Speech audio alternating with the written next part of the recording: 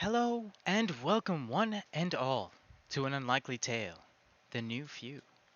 Based in the Sword Coast of Faerun, where we use a combination of 5th edition, Pathfinder 1st edition, a dash of homebrew, and a sprinkling of the classic rule of cool. Tonight we'll be continuing our intrepid journey to save what is a land in peril, and have a little fun along the way. Please note that this is a brutal, grim, dark adventure filled with various hardships, struggles, and injustices, so if you've a low constitution score like Silas, you may want to grab some advantage for those saves. Without further ado, let us introduce our cast of players who, I'm glad to reveal, we are joined by two new players. Give me one moment. Oof. Hello, friends. Hello. Hello. How Hello. goes it? Hello. Hello. It is time. Yes, the time has begun, friends. Now, I know it's been uh let's see. We are joined by Remy, who Hello. is a long-standing player. Some of you who watch our Unlikely Few campaign might be familiar with him. Yes, I am famous. And my good friend, Poland. Uh, he's always been interested in getting into D&D, and I've been horrible at getting him going. But here we are. I got him going. Hot He's ready dog. to get going. Yeah. Now he's new to the game. Hot dog. Right here. Oh, I spread my seat across the neck. Wait a minute. That doesn't sound right. I'm taking that one back. Taking that one back. but so he's new to the game. So bear with him as we walk him through some of the baser mechanics of the game. And don't feel free to watch. Observe your fellow players, and you kind of pick up as we go along. It's pretty straightforward once you get the hang of it. Not too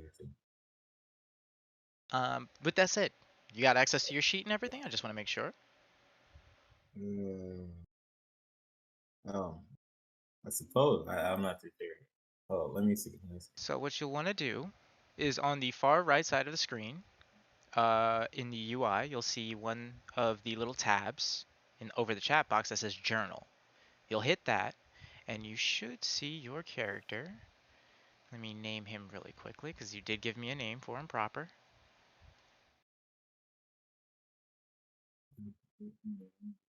There we go. And you should see him. Nathan. God, the dog safety. Are you in the Roll20? Oh, I mean, of course you are. Yeah, you are. Yeah. Yeah, yeah, yeah. Oh my gosh, my camera. What do you mean? I didn't see that going. No worries, no worries. I turn all that off so nobody can see. Let's see. So top right, right? Top right, it should be the second Oh, okay. option, Journal.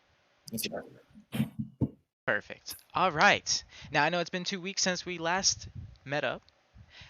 So we're gonna go over a little recap as to events that transpired last. All right. Medicus is in desperate need of catch up because he missed the session last too. Yeah. Okay. Now when we had last left off, our party was hot off the heels of defeating the bandits they'd been sent after. However, after a bloody encounter, they'd come to learn that there was more to this story than they had initially been led to believe. The bandits in question were actually local farmers, displaced and desperate after the catastrophe that had befallen the land, who had turned to banditry in an attempt to feed their struggling number.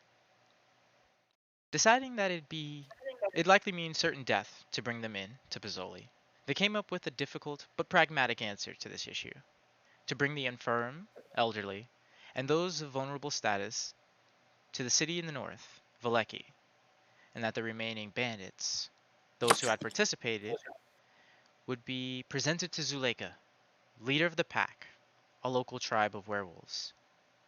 Accepting the terms, the group separated into two and parted ways at the bandits' forced hideaway. Lance, Chiquita, Caiaphas to Valleki, and Jean and Pagliacci to Zuleika in the east. The trip proved simple at first, as Jean's party simply blazed the trail they had previously used the night prior to find the bandits. Look, And until they arrived at the river that held up the others the night before, did they first meet their uh, their first unfortunate event. In the process, losing some of the men in his charge. The bandit leader, Frederick, seemed to take the events as a matter of grim acceptance, commenting that similar things are common in the land. The journey continued uneventfully until they laid witness to what could only be described as the very sky itself rending open, granting a vision into a mirrored world within the rift, within which an otherworldly structure of unknown make and design, an ungodly tall spire crowned with a supermassive ring-like structure floating just above it, gently framed by clouds alluding to its sheer height. Just as suddenly, the events seemed to unmake itself, the rift closing in the same fashion that it had opened. What could possibly be the nature of this omen, and what does it mean? A question all those who had witnessed it found echoed in their mind. Lance's group continued along a steadily improving path until it was road once more, as he witnesses the events with startling realization. His time spent immersed in story and legend lends insight to the omen, giving context to these incomprehensible signs.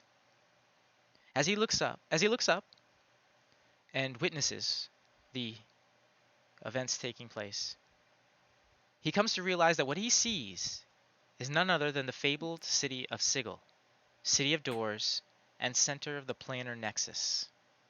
And given that reality itself seems to be bending to near breaking point, this could none other than be apotheosis, the birth of a new god.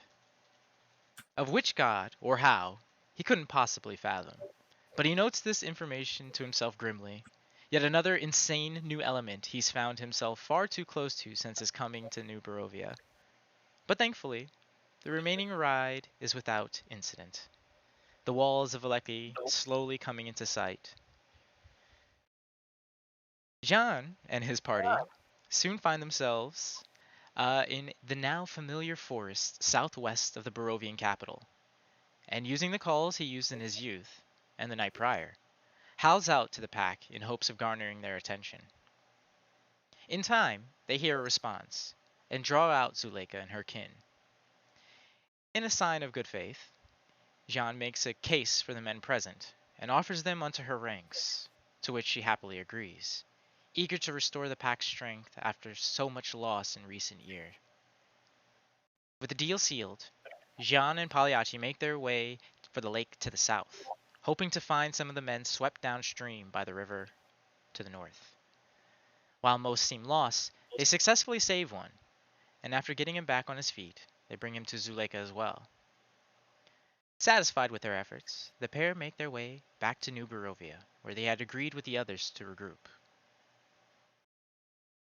With a short interaction, the guardsmen at the gate of Valleki, with the guardsmen at the gate of Valleki, excuse me, the Lance's group take their wagon into the city interior, directed by one of the women whom had family that resided there. After a time, they arrive in the north dockyards, and with a short wait, they're greeted by a man named Barristan Guard, brother to the woman who had served as their guide. Grateful for saving his sister, he offers his home and a meal as thanks, bringing them to his eccentric estate of rather notable size. Here, they're offered his hospitality and the service of his goblin butler, Jeeves. They discuss a number of things, leading the present party to believe that there may be more to Valleki than they're led to see. But for now, they found refuge. And as we turn back to Gian and Pagliacci, whom arrive at the gates of New Barovia, the guard acting tense as they usher the pair through, they find, after a short walk, a horrifying sight. Dozens of bodies, maimed, burned, butchered, and citizens of the city. The guardsmen can be seen carrying them in pairs, piling them in a mass grave north of the quarry district. In a night, over 100 people were slaughtered, and the order was given by Pizzoli himself. Faced with this truth is the man whom they call their employer, save Jean, in reality a brutal tyrant and a monster. This and so much more are what our intrepid adventurers find themselves facing. And can they find a way to navigate the chaos they now tread?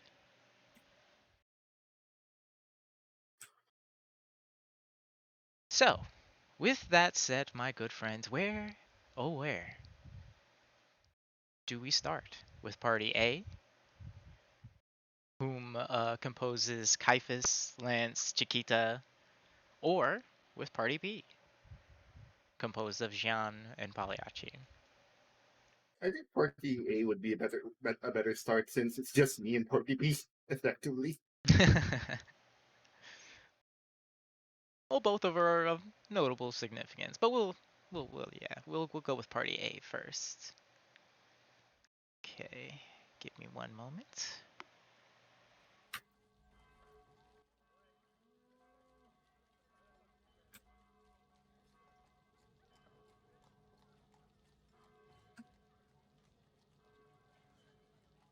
The gentle sound of uh, horses, footfalls, and talking carry over through the cracked window in the room that our trio now find themselves stirring in. The light of early morning kind of peeking in through a rather dreary looking uh, day. Gray clouds frame the sky, small breaks allowing for dappled sunlight to peer in. Of the first to stir is Chiquita. Her warforged state, allowing her to kind of subsist without sleep. Give me a perception roll.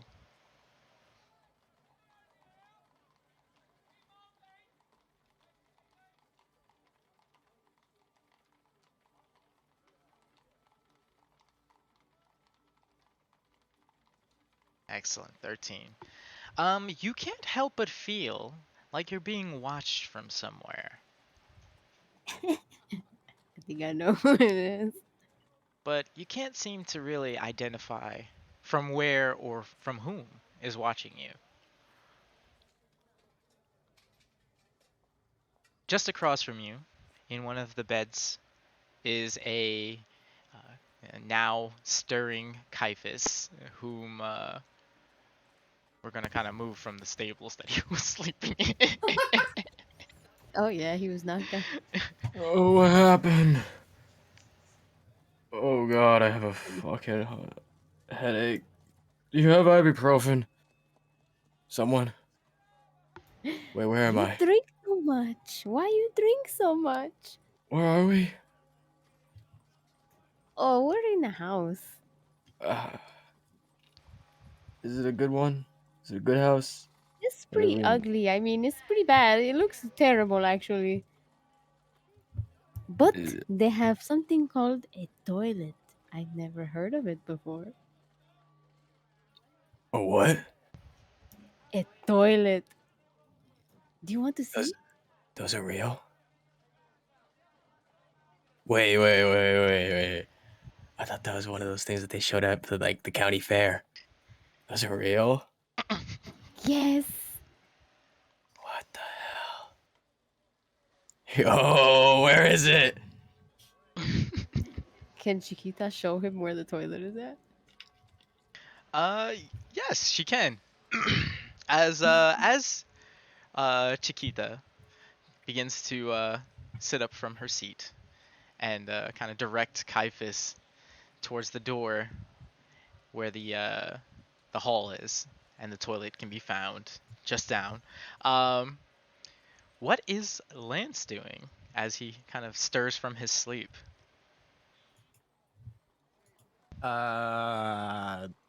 He's wiping his tears from his eyes, and he's not sure if he's just really tired or he's really stressed out.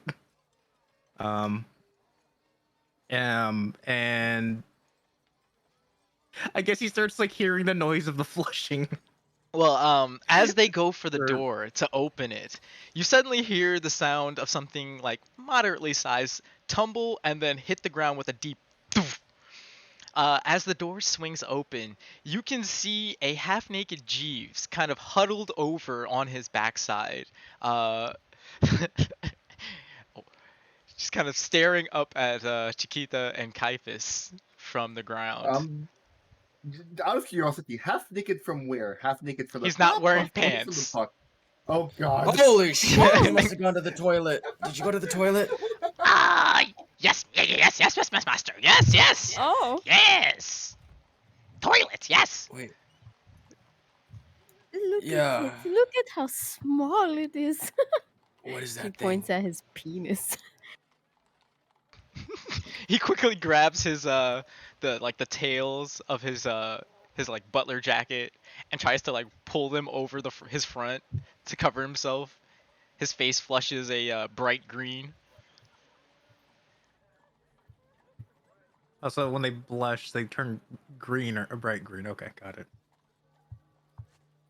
Yeah, he kind of Fuck looks it. like this guy I Their knew. blood is green. His name was Boblin. Yeah, Pablo. Kind of looks like The goblin.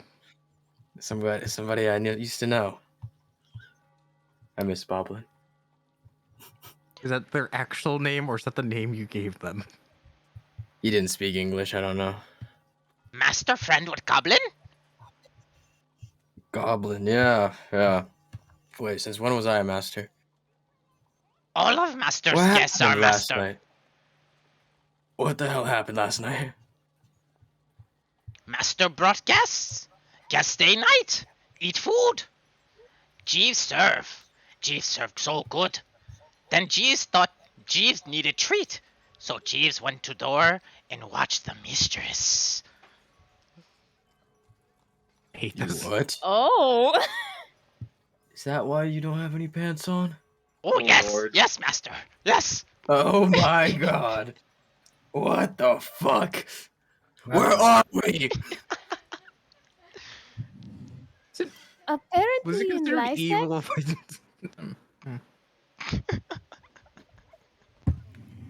I'm just thinking to myself. Don't worry about it. Where the hell are we? Oh god. Master has come to Valleki. Master has served the other master so good. Master gave master home to stay for night. Yeah, yep. Did we steal this house? No, Oh, no. Did we no. steal this house? What happened? no, we did not steal. How did you steal No. a house? I don't know. It's happened before. Who are you talking to? No, I don't even know. sorry. I'm He's still very hungover. drunk, it seems. I'm still hungover. I can The tell you've neurons, been out they're not for over a day. connecting. The neurons aren't connecting right now. Come back later. So, Jeeves takes off his butler coat and then begins to kind of tie it around his waistline in What a the very fuck? diaper-esque Oh, fashion. I thought he was just gonna go completely naked. Just fuck it. Might as well. Grandmaster always say Jeeves must wear pants when serving him. So, Jeeves Yeah. put on pants and now lead other masters and mistress to Grandmaster. Yes? Oh, I was Yes. going. Sure. Do you want to use the toilet? Yes, Caiaphas need to use toilet, right? Wait, was Jeeves in there? No. He was behind the door to the room. Okay, I'm gonna go up to this toilet, whatever the hell this is. Look at it. Western Showdown style. Oh, yes, yes. Toilet's so fascinating. Grandmaster say Jeeves no can use toilet. Last time he did, he got in trouble. So now must use use stables outside of house. Wait. Say that again? Jeeves no longer allowed to use toilet because last time Jeeves used toilet, he did bad thing and toilet made throw up on floor. So master told Jeeves he must go and stable outside. I have questions. I don't want answers. You go use the bathroom in the stables. Yes, yes. Can I perception check my clothes right now?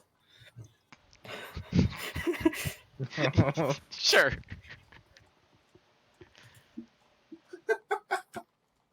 How are they looking? Um, you give yourself a once over, kind of lifting your jacket, making sure you check your sides, like peer over your shoulder, and you don't see anything, but you can't help but smell something. And as you lift up one of your boots, you realize there is some undesirable material stuck to the under it. Jeeves, come here. Oh yes, yes, Come here, yes, Jeeves. yes, Come yes. here. I'm not mad. Just I just fucking like rubbed the the bottom of my boot with all the shit on it onto Jeeves. Onto his like leg. Oh yes, master. Step more. Yeah. No. No. Suddenly don't have to use the bathroom anymore. What a gross little goblin. Like throwing up. Well, Valeki's always been a bit of a eccentric place. Yeah, I can tell. Yeah. Yeah, Anyway. he's fascinated. Oh God. So Really, darling. he gets back up onto his feet, and once the party is ready, he ushers them down the hall to the dining room that they had met at the prior night. Are they ready? Yeah. Yeah, I can't think of anything. I was I'm as good suspicious, as it's but gonna get. I can't think of anything I would be like, well, gotta prepare for something. So Fair enough. Fair enough. Gotta go stack up on healing potions real quick. I'll With be the back. 30 gold I have. So, you follow Jeeves down this corridor, and eventually he leads you to this set of large oaken double doors. He pushes them open, revealing the dining room within that you had spent dinner in the night prior. Sitting at the head of the table is Barristan, kind of puffing on a pipe while he idly thumbs through what looks to be a newspaper. Oh, yes, welcome, welcome, yes, welcome. Good to see that you are well. Did you sleep well? Yes? Were my accommodations adequate? Yes, Do you have any eggs? why, yes, yes. Eggs. He gestures to the massive breakfast spread set on the table before you. No, Continental breakfast. I mean raw eggs. Got any raw eggs? Jeeves, go to the kitchen and fetch our good man some eggs, please. Oh, right. Jeeves turns and leaves the room. Yes. Now, you didn't answer my question. Were my accommodations adequate for you fine folks? Yes. Yeah. Yeah. Yep. Yes. Of course. Oh, excellent, You excellent. have a Not a beautiful home. single complaint. Sure. Good. Yes. You see, I don't have guests very often. So I think my hospitality skills might be a little rusty. Yes. Now please, my good friends, I'm sure you are very, very busy, but do join me for breakfast. Have a good meal before you leave. Perhaps I can answer any questions you might have before you go.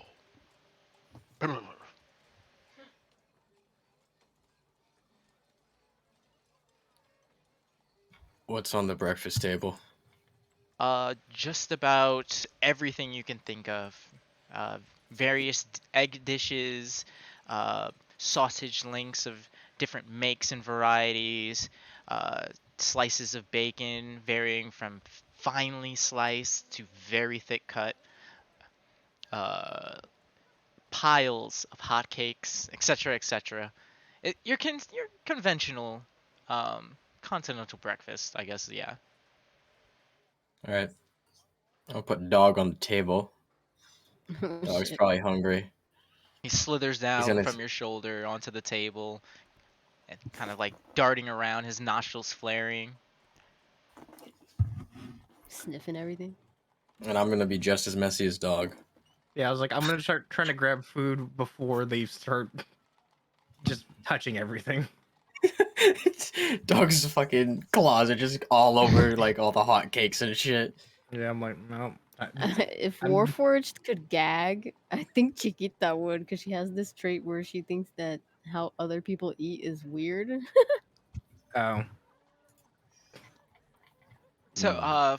fortunately for Lance, the table is long enough and there are enough servings that you're able to find food of your taste with little effort. As perfect. Caiaphas and Dog just kind of tear into the plate, just like little bits of food flying everywhere as they kind of.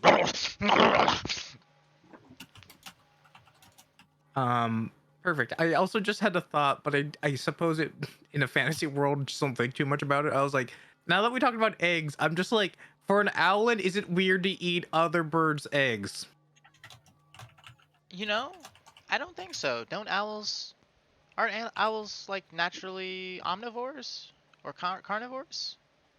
Well, yeah, I just mean other bird, like, I I mean, think they. we Yeah, eat other. Do I'm owls fairly. eat I eggs? Yeah, I'm mean, fairly people certain they eat eat it. other animals, so Yeah.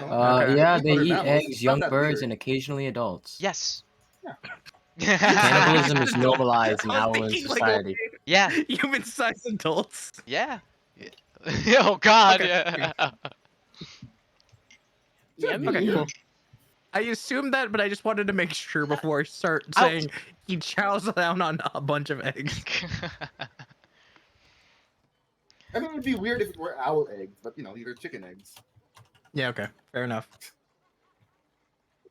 And our various members are kind of able to really dig in and get their fill. Um, Barristan kind of idly, but still somewhat attentively, kind of watches with glee, a look of somewhat contentment on his face as he puffs on his pipe. And once the party has kind of eaten their fill, he finally asks, So, my good friends, I'm fairly certain that you might need some supplies on your journey, right? Yes, that'd be great. Just Yeah. knowing more about the resources of the town would be great. Oh, would you like to learn more about our fine city? I'd love to tell you more. Yes. As long as we're not taking up your time. Oh, not at all. Like I said, I haven't had guests in quite some time. Yes, yes. So, one of the finest commodities Valleki is known for is our seafood. We are prolific fishermen. Yes, yes. As a matter of fact, our food export for meat and fish is quite prolific. Probably the main source in all of New Barovia. We also see a uh, quite good uh, revenue of profit from tourism. those who come far and wide to watch the battles that take place in the Colosseum. Yes. Sir Iggy was the one who had it commissioned some years back. And since then, it has been a boon of industry. We also serve as a industrial refinery for New Barovia's various quarried goods. Yes, yes.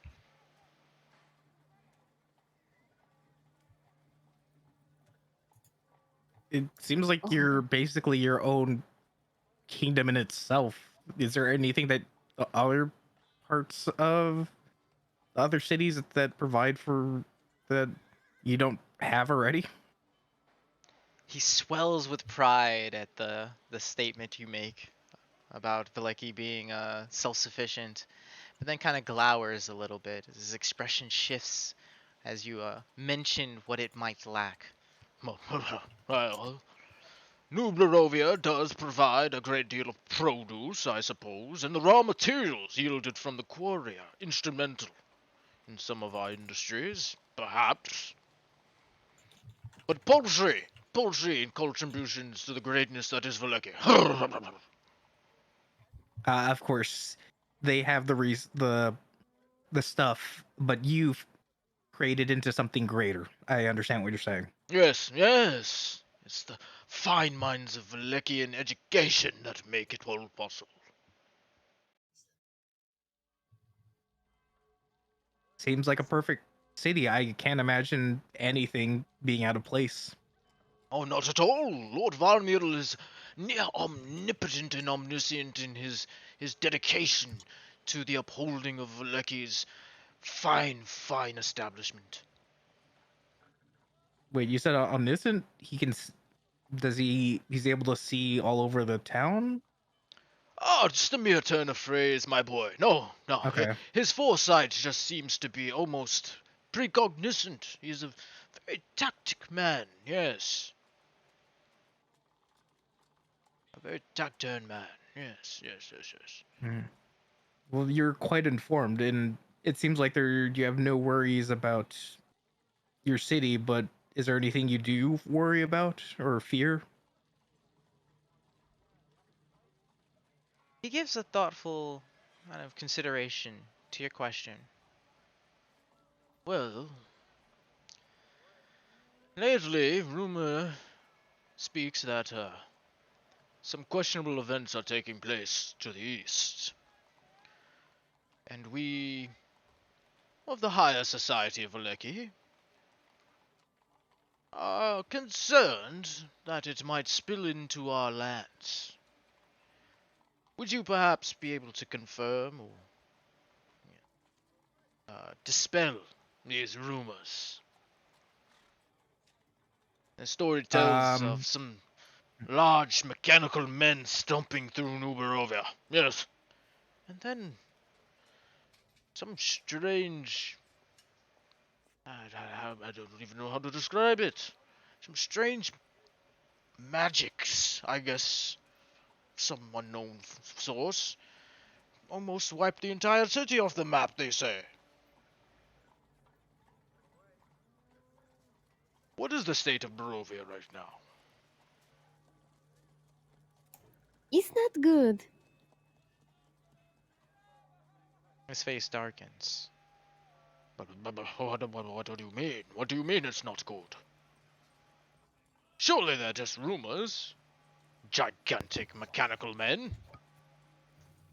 did did I didn't personally see any of that, right? It's just more of I saw the damage. You guys Yes. showed up roughly, I want to say, a few days after the events had taken place. You saw a great deal of the destruction that was yielded, and the occasional pieces of unknown machinery scattered across the city's streets and the like. A lot of it being moved by guardsmen and other volunteers who were working the salvage effort. But you hadn't seen any such giant machines. Okay. Yeah, no, the shit's fucked. Shit's fucked. Is that out loud? Yeah, Uh, that's out loud. In between bites. This shit's fucked. This Oh yeah, pancake's the raw Jeeves in the never middle. come back with those raw eggs. I'm still waiting. New Barovia clearly has seen better days, but if you have such a amazing society, why would you worry it would spill over into here? Well, I may be remiss to admit it, but Lord Pozzoli has done good in defending these lands. If something were to attack the capital that he could not repel effectively,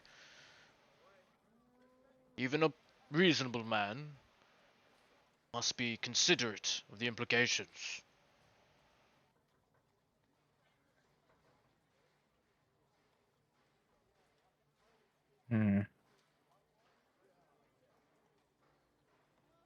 Let not his demeanor fool you.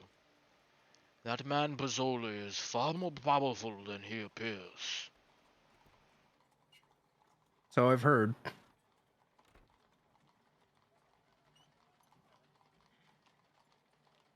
As a matter of actual fact, a lot of the heroes of Barovia are of considerable strength. You would actually do quite well to perhaps get to know some of them. They might be of great aid to young budding adventurers such as yourselves. They are quite knowledgeable in many, many things. More parts. That's just the one who made the toilet. I understand. Yes. Ah, yes, Um, Sir Silas, yes, an engineer and a genius. In his own right, of course. Spends all his time making weapons, but if you could make things finery like the toilet, just imagine. It suckles. It Oh my suckles, God. man. I can't believe you still remember that word. Now I'm just sending you suggestions of like, please forget you ever remember you learned that what that word means. Okay. Well, I'm trying to think if there's specific things I want to ask. Okay, well, are there heroes that you believe we should seek out first? Because I'm sure that these heroes must be busy and their time valuable. I would hate to meet them when they're preoccupied. Well, let's see. The most notable, I suppose, of uh of the heroes that I could put you in the direction of would probably be, should you return to New Barovia, seek out Radikai. He's actually quite the helpful asset to have in your corner. Man's a good man. He's done much for the dwarves. Another that might draw your interest be Sir Silas Quint. Yes, if for no other reason than to get weapons and arms. Quite the innovator in that regard. Another, perhaps, would be Youth Silverwood. She is an efficient in all matters of magical, both the mundane and the greater. I believe you can find Youth and Silas both aboard that flying city. Don't ask me how they got about it, but they managed to get some dirt clot in the air and put people in it. It's quite the marvel. I couldn't begin to figure out the logistics of it all. No, not my problem. Last I saw, the city should be heading back to Barovia. So, perhaps it might be to your benefit to head there. There are a few more heroes you might come into contact with.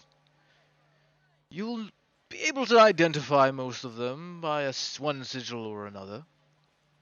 And using some cuts of bacon, he makes a small star-shaped pattern on his plate.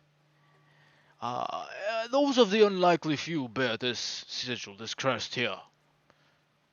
And should you see it, you'll be able to identify them quite easily. They should be of aid.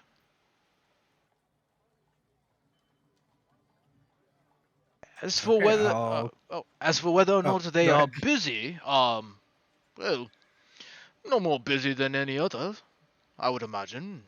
Yes, it's, it's to your benefit, actually, that this is the largest gathering of our heroes and champions that's ever happened in several years.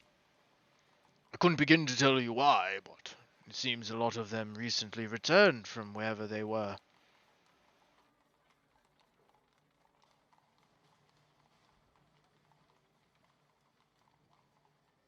That Um.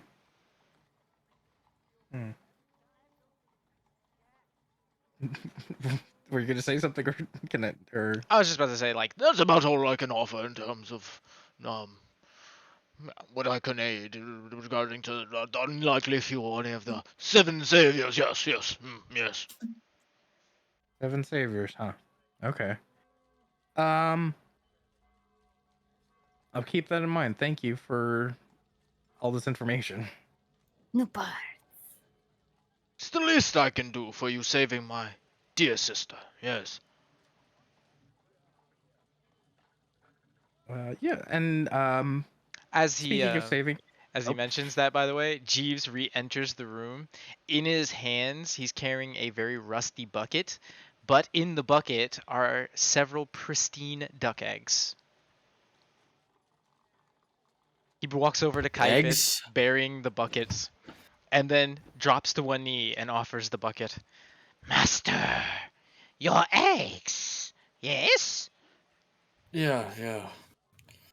I'm gonna take one of the glasses, like an empty glass, or if it's not empty, I'm gonna pour it out on the floor and empty it. I'm gonna crack open a few of the eggs, take out a tiny little flask I have. What's left of the alcohol, I'm gonna put it into the flask, into the into The the oh god, concoction. the cup. Yeah, the concoction that I'm making here. oh no. We call this one a prairie oyster. It's supposed to make the hangover go away. And I'm just gonna down the eggs in the in the gin Oh, straight. Oh, prairie oyster, you say? Prairie oyster, yeah. Oh wait, no, that's the beef testicles. Wait, what's this one called? He Jeeves takes his hand and he like makes a fist and shoves it down into the bucket. You hear the crunching of different eggshells all inside, and then he withdraws it covered in like egg yolk and white and just starts to suck on his fist. Yes, prairie oyster. That is a prairie oyster. Wow. You are genius among fools.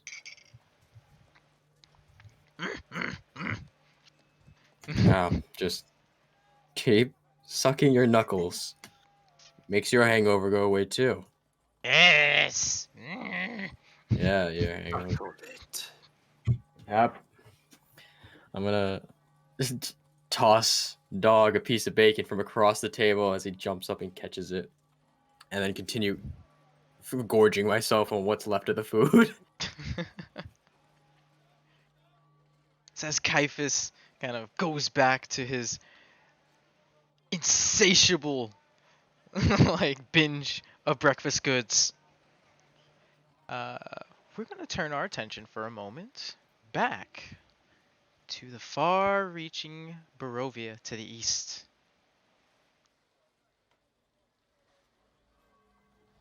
Currently, stirring within the room that he had taken for himself, is Jean. As he rises with the early morning. Very light sleep. Like it's most, you know, the kind of sleep where you have that you only slept because you're exhausted, but Yeah. it's a very unrestful sleep. It's that kind of sleep that he's that he had. So he wakes up and he's immediately alert. It's something that he's learned that to do every time he wakes up. He gets ready, sword still in his hand, puts it to his side. It's around like just the break of dawn Yes. or like super. Okay. He goes down to the tavern from his room, I guess. As you enter from the like kind of loft rooms, taking the descending staircase to the bar area below, you see Pagliacci seated on the bar top next to Eradikai. The two of them seem to be sharing in a pleasant conversation. I awkwardly wave to Eradikai and Pagliacci. Good morning. Oh, good And morning. I Sleep make my well? way towards them.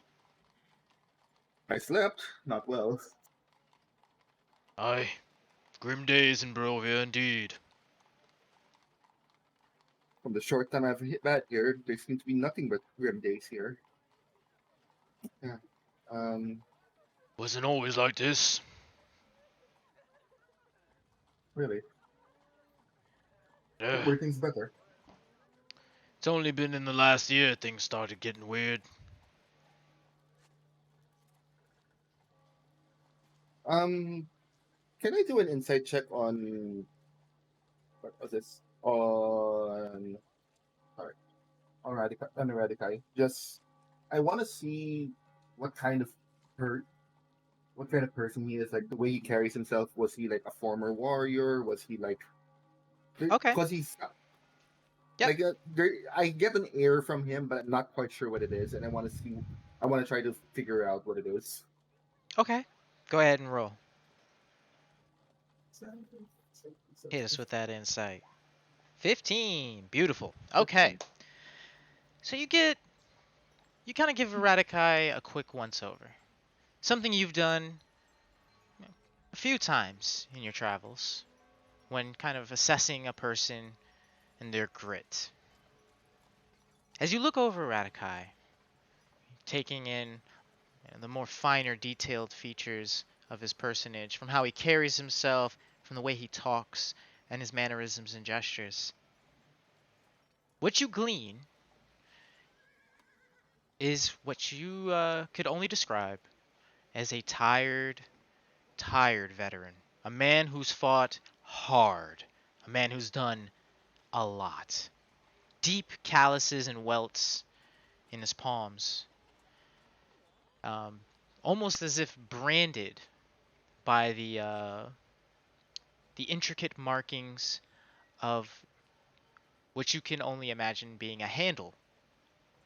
Its leather grip having bitten into the flesh of his hands time and time again. His stout form belies a very burly, muscular man. Strength you couldn't even begin to describe.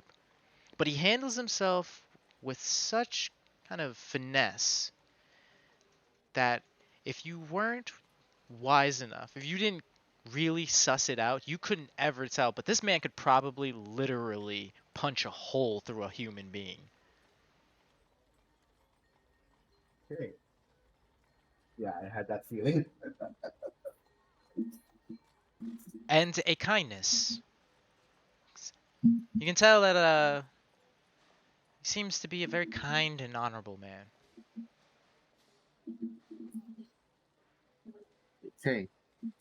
That puts you see John like slowly untense his shoulders a bit. Like he was still on edge the moment he woke up. Now he's starting to be more relaxed.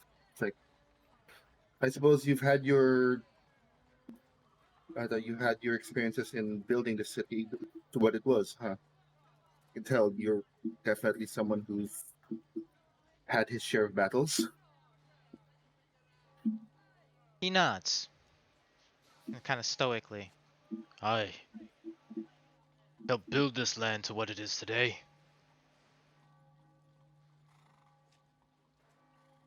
When we first came here, Barovia was but a dappled hamlet covered in mud and shit.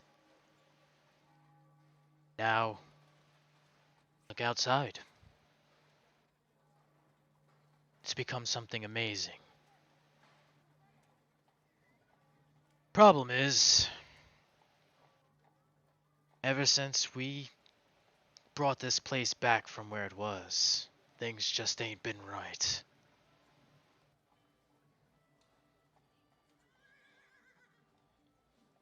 Do you think it's the land itself, or perhaps the people around it?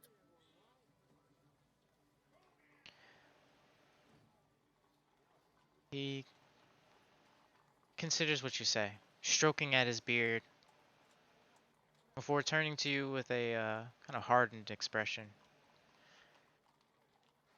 Whatever made Strahd was so evil that I could believe that it left a deep, deep scar on this land.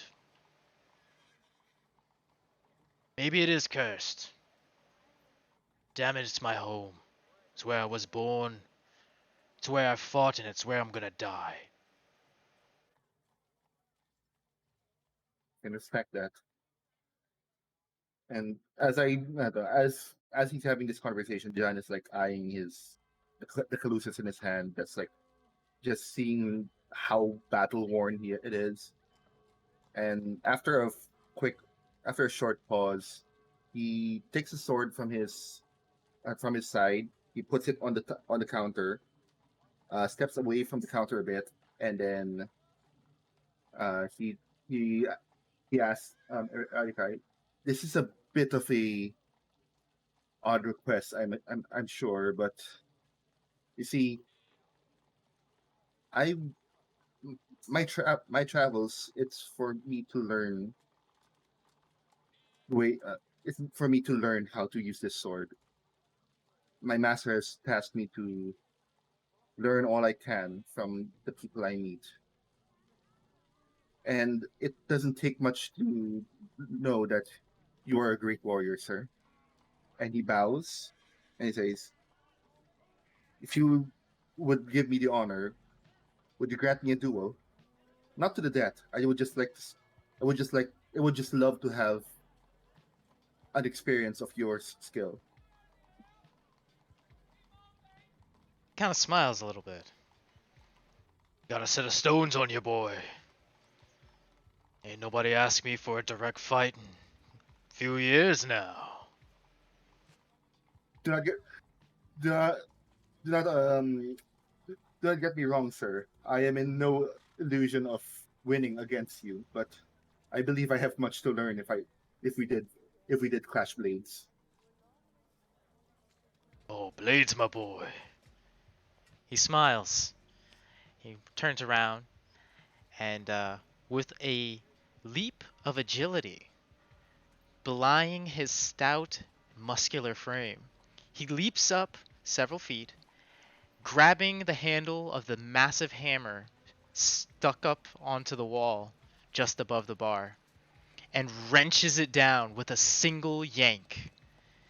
The weight of it crashing down onto the floor of the bar and cracking and splintering the planks beneath his feet. And then shoulders the hammer over his shoulder and cocks an eyebrow. I don't use blades. It's more of a figure of speech, but yeah, I figured. But it's like I feel like I have a lot to learn from you. If you would grant me an audience, and from what I can tell, I might have some time before my party comes to it. I would like to learn a bit from you, if possible. Fair enough. Meet me in the South Square in about 30 minutes. I have to close up shop and make sure nobody tries to steal anything. I will, I and I look at Pagliacci and say, "What do you want to watch?" Might have my ass kicked, but Pagliacci it'll just be fun. idly kicks his feet back and forth and kind of just shrugs his shoulders and then nods. Okay. Mr. Radikai hasn't fought in a long time. I don't think I've ever seen him fight before. It'll be really fun. Every time he fights, he's killed someone. Eh, Maybe. I eh, if I don't survive, what I will assume is a friendly duel. That's on me. Oh, see. Hold on. I had a little technical issue. 1 second. Okay, no worries. Yeah. The wrong screen was being captured. Sorry about that. Oh, Jesus Christ. Okay. Here we go.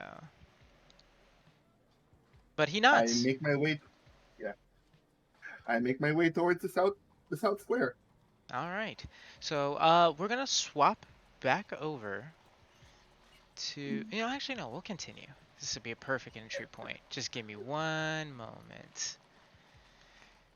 Wasn't expecting you to actually ask. Usually, my players don't. Oh, well, you know what? This will be interesting. Interesting. I mean, I gave you my backstory. No, you're And absolutely. I just like, like literally, just wasn't expecting it. That's all. it's like, this guy looks strong. I want my ass kicked by him. It's essentially the thought process that John goes for. Here we go. Found him. Good old Eradikai. Had to pull him out the vault. This player hasn't played in some time, so. He's maybe a level 20 guy, isn't he? No. Okay.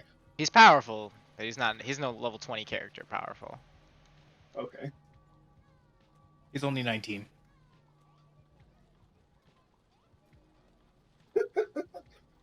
Close enough. Nah.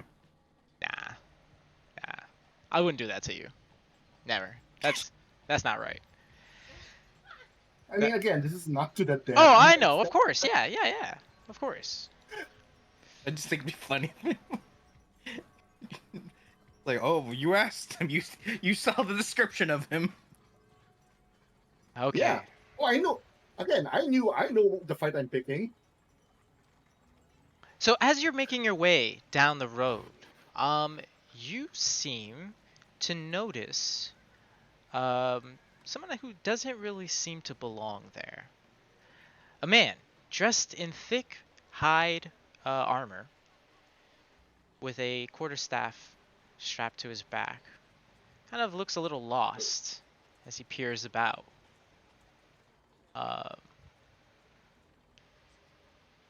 This would be a perfect time for Aniel to introduce his character.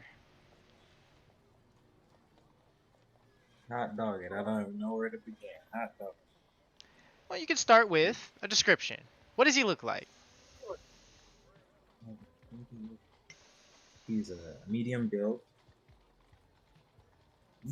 How in depth are we going? How in depth? First glance. Let's say first glance. What Yeah, what do I? that's a what do great I way see to put from it. him? Yeah. Medium build, multiple scars, both. Wrapped up in pretty thick clothing. Looks pretty uneasy about the area because he doesn't know the people. I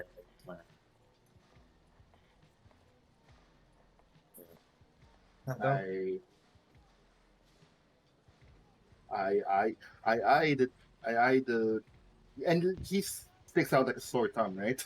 Yeah. All right. Clearly can tell that he.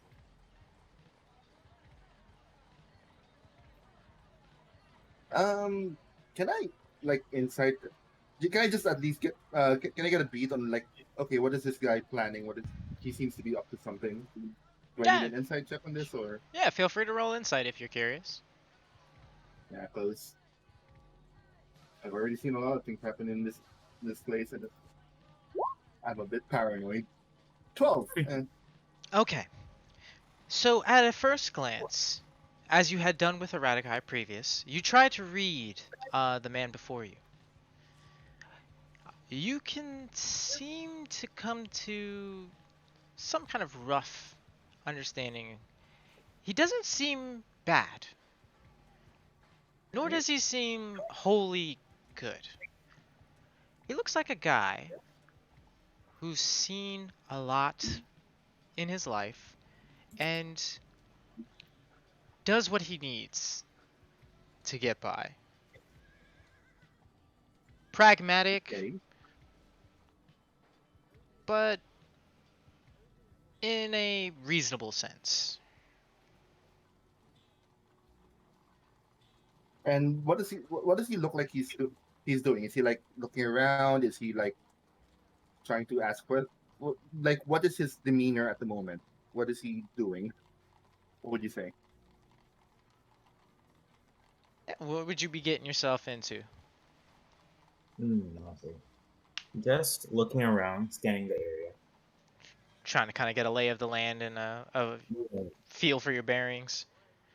Yeah. I I call up and say, "You look lost, friend. You need help." I got you. I walk up and say, "Oh, what's up? I'm new to the town. I don't know, but I heard you're about to get enough." Oh, you saw that? Yeah. I'm about to have my ass kicked. Yeah. Tell you what. Why don't you watch? Maybe you'll enjoy it. But the guy I'm fighting is the innkeeper, so if you need a place to stay, you might need to stay with him. But yeah, just let him kick my ass for a while, and then you can probably settle down. And I I beckon him towards the south square. I follow. And All right. The two of you continue along your way, with Pagliacci kind of following silently behind you, uh, watching the stranger curiously. To the stranger, he sees a small boy, maybe roughly 5 feet tall, dressed in purple and golden clownish garb, with a stark white mask over his face. Doesn't really say anything, just watches, and it's unsettling. The trio make their way to this south square, which, fortunately, appears to be mostly devoid of any civilians. The occasional passerby, kind of making their way across the roads, but otherwise, this area seems mostly abandoned. Likely due to the amount of damage to the area. A lot of buildings in various states of disrepair. Um, as you arrive, you kind of take up a seat on one of the nearby boulders. Um, and after a short wait, you see uh, Erratici, shirtless, hefting that large hammer over his shoulder, oh uh, boy, kind of making his way over. Ah, so you did show. Excellent. wouldn't pick a fight when I won't show. That would be most impolite. And I stand up, dust myself off, stand upright, and then give a deep bow. Thank you for giving me this opportunity. No need to be so formal, boy. I like the cut of your jib. He takes a tankard like canteen from his belt, takes a deep draw from it, and puts it back on his waist. So, whenever you're ready, boy. Um, I I ask, is it okay if I use my axle blade, or would you like me to use a different weapon? He Like, smiles. Nah, you can use your blade. Good luck cutting me. Roll initiative. I laugh at that and yeah, okay, here we go.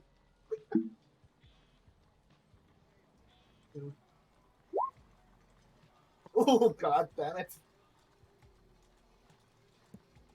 Oh, no valid token. It's okay. It's okay.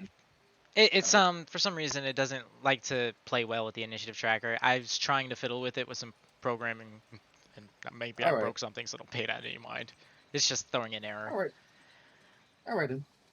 Okay. This is just like in my JRPGs. Pretty A scripted rivalry battle. Heck yeah. Right.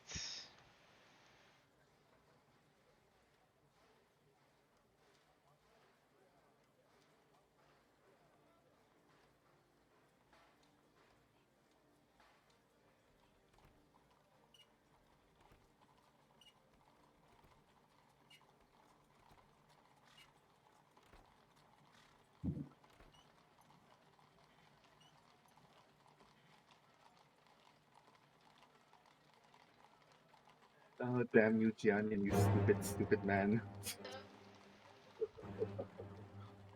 Oh The god. fuck? Oh god. I know this theme. Why do I The get boss music. music? This is how I die. This is how I die. John can hear it too. It's just the aura he emanates is also music based. Sheer energy is just Skyrim battle music. Oh shit! Oh my god. You blink, you're dead. Okay. Oh boy. Natural 20, of course. Yep. That's great. So, you see him kind of grip his hammer in one hand, brings it down and grabs it in his other. His grip tightens, the muscles in his arms bulge. You see the veins pop out. He almost becomes like unnaturally fucking ripped. And the veins bust out in his neck, and he just lets out a and he rages before Oh, charging at no. you at a speed that denies his small frame, swinging his hammer. Oh my god. Does a 28 hit? Yeah, it That's hits. plus 14, what the hell? Oh wow. Yeah, I didn't die in one hit. And he swings and smashes his hammer into you as hard as he can. The blow sends you reeling back a few feet, but you manage to stay up. However, it hurts. You know, shit. Yeah, it hurts. You take 16 damage as a result. The Oh, plus 16? 2 from rage. Oh, okay, right. I am at 10 health. Oh, this is gonna be interesting. He Okay. after he rings out the swing, he takes a step back, kind of admiring, and says, I knew I liked you, boy. And he readies his hammer again. It's now your move. How do you respond? Okay.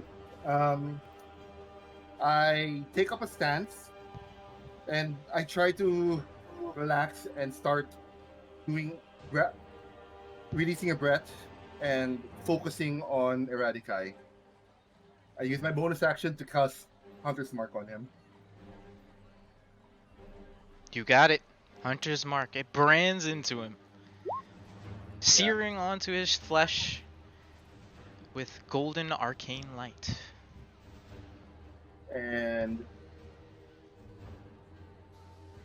and I go at him.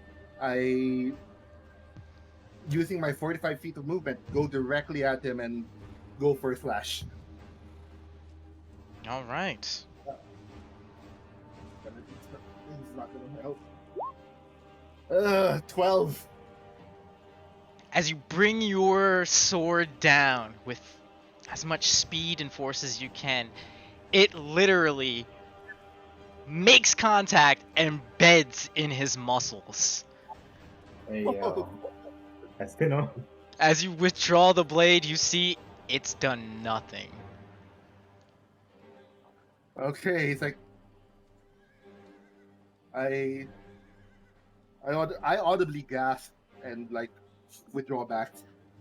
Not withdraw back, like sheet back to and take a stance again. It's like, honestly, this is what I expected, and I end my turn.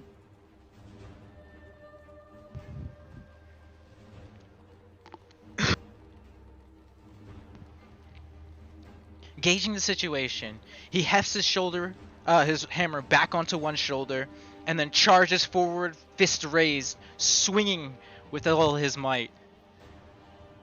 Okay, he punches me. Okay.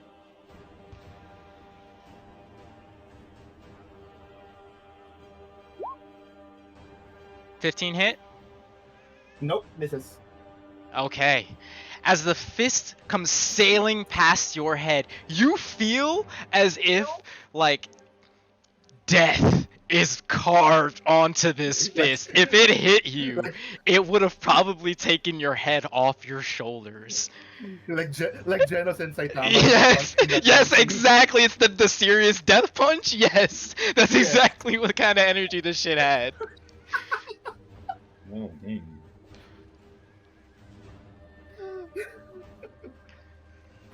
I barely dodge it.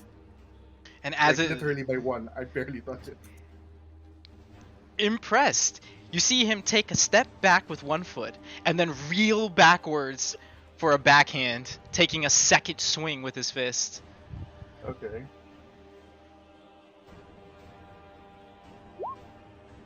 Okay, that hits.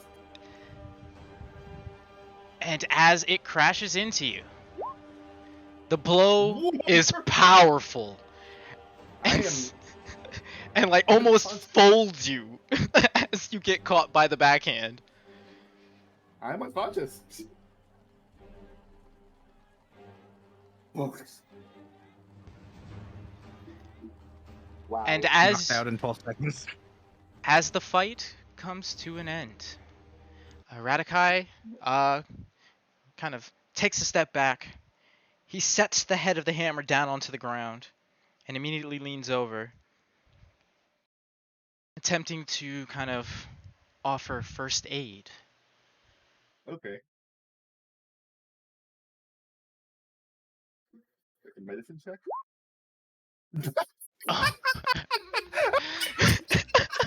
Yeah, yeah, that's about right, honestly. Go ahead and roll a new character.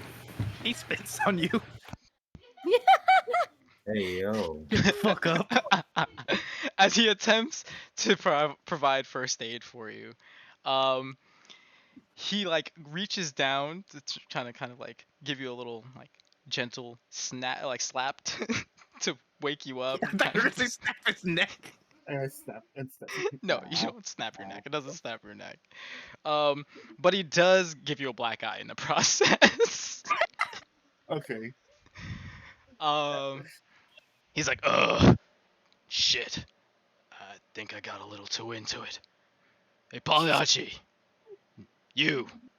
Pointing to the new stranger, who happens to also be present. You guys mind giving me a hand bringing this guy back? I'm gonna have No problem. you come by and take a look at him. Appreciate it. And with the three of you, you kind of lift Jean's unconscious form and begin setting off back towards the Allfather's Tavern. Do I roll death saves? No, because it wasn't meant to be like a lethal fight. Yeah. So as these guys bring Gian back to the tavern, our attention turns back to the trio currently just finishing up their meal with Lord Barristan Guard. Uh, with the food out the way, Barristan kind of waves to Jeeves and has him kind of come over. He leans down and whispers something to the small goblin, whose eyes light up with glee. He then leaves the room, the small goblin, and after a short time returns with a small lockbox. He hands the lockbox to Barristan, whom withdraws a key from his belt and unlocks it. Upon opening its lid, it's revealed within to be a small sum of gold.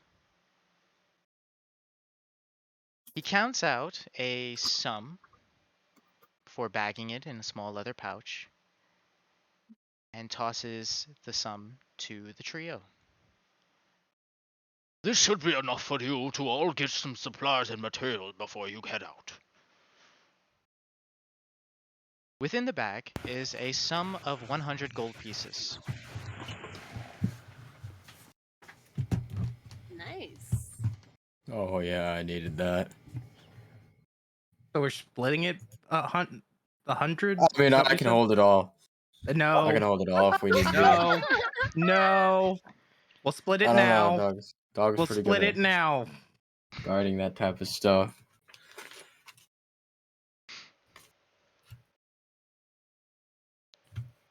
I know it Like, isn't this is much, but it's all I can really offer at this time. I mean, are you? John's disembodied body says like, remember, I have a sheriff tattoo. All right, so 33. What are you talking about? You're 25. dead. You're dead. You don't know that.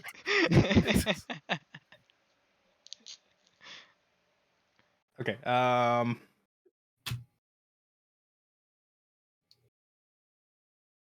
I'm not gonna lie, I was thinking 33 right now, just because I'm like, oh, there's 3 of us, so yeah, we're getting supplies now. Well, fair enough. Yep. I mean, worst comes to worst, I'll just feel bad and give whatever remaining gold I have left. He gets the leftovers. And don't forget, y'all still have the job to turn into Pizzoli. Yeah. So I mean, then I'll just give whatever gold from that, or it's 50 gold. So I'll give part of my the earnings to John that way. I don't know if Kaifus will, but at least I'll give a share Kaifus of has mine. other plans. I know you do, Kaifus but I'm hoping that you don't. He's got other plans. Oh my god. Okay, so with the gold divvied up between the 3 of you, what do you do now? Well, my 2 big things were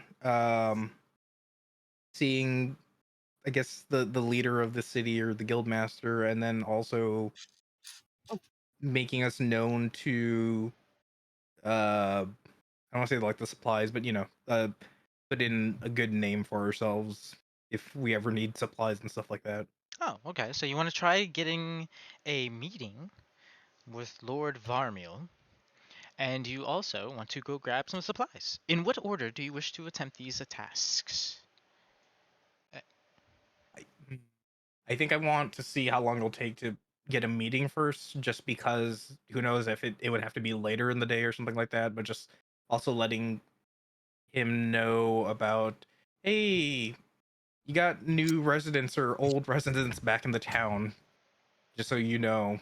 So that kind of thing. Fair enough. All right. I don't know what the rest of the party wants to do, so Let me think. I agree. Huh. I'm Chiquita. I just follow you around. So do I know what's in this town? Any like store wise? Um, So you have a weapons shop, a armor shop, and a general goods mercantile store where you can find a mismatch of different items and objects, goods and stuff.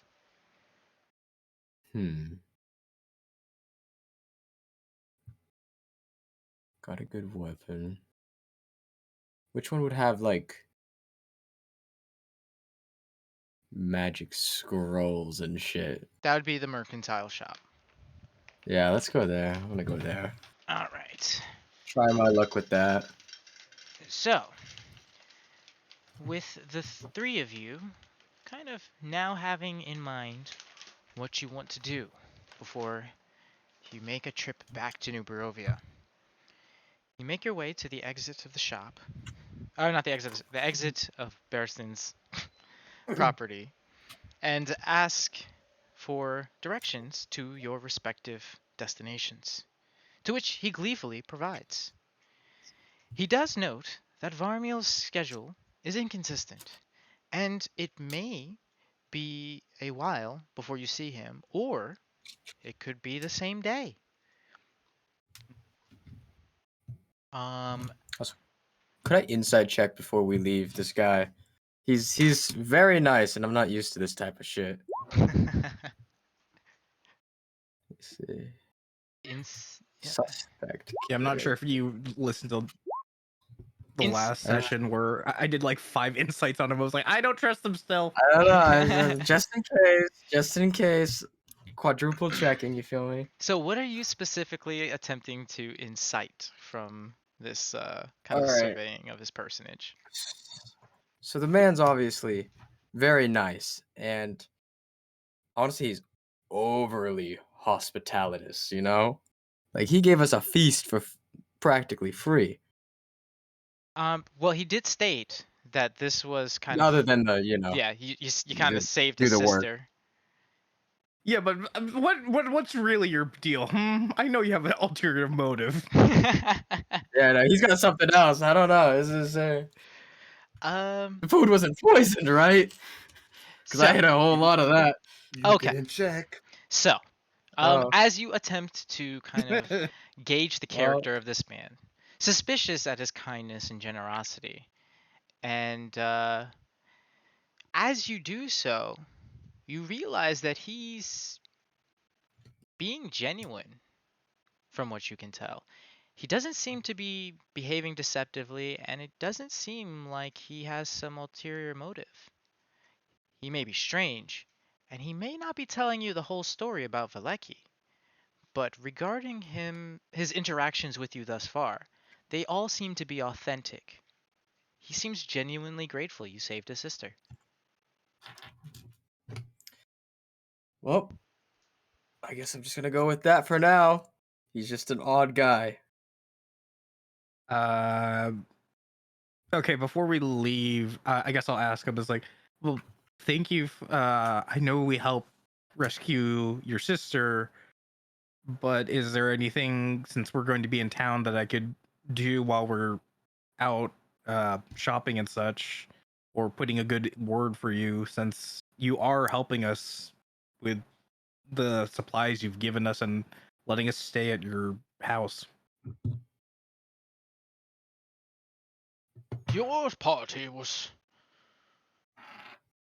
genuinely a breath of fresh air.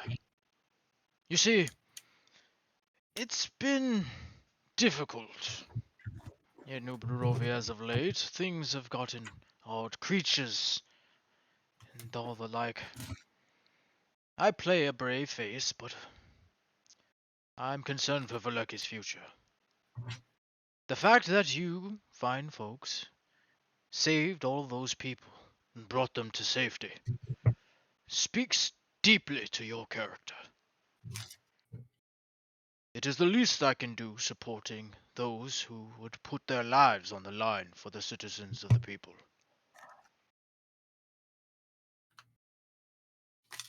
Well, thank you, and I appreciate your honesty and your worries and fears.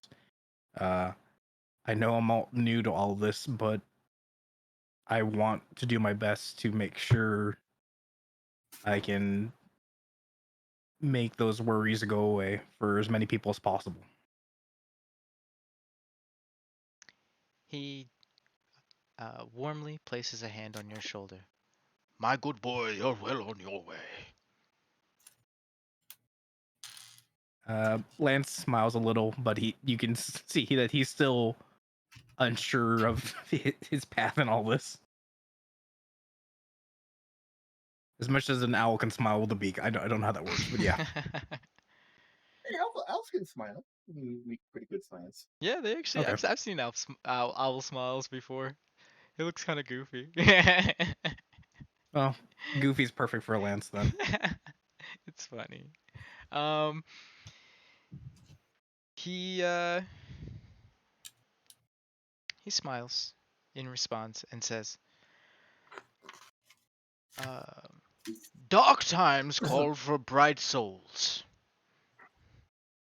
Keep your chin up, good boy.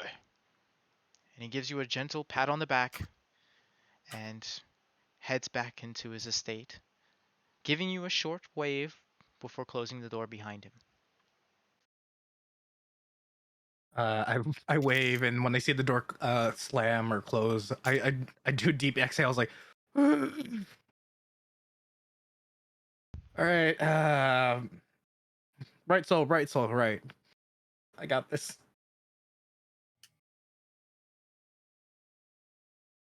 And the two groupings split and go their various ways. Caiaphas to the Bazaar district of Valleki, and Lance and Chiquita making their way to the Capitol building of Valleki.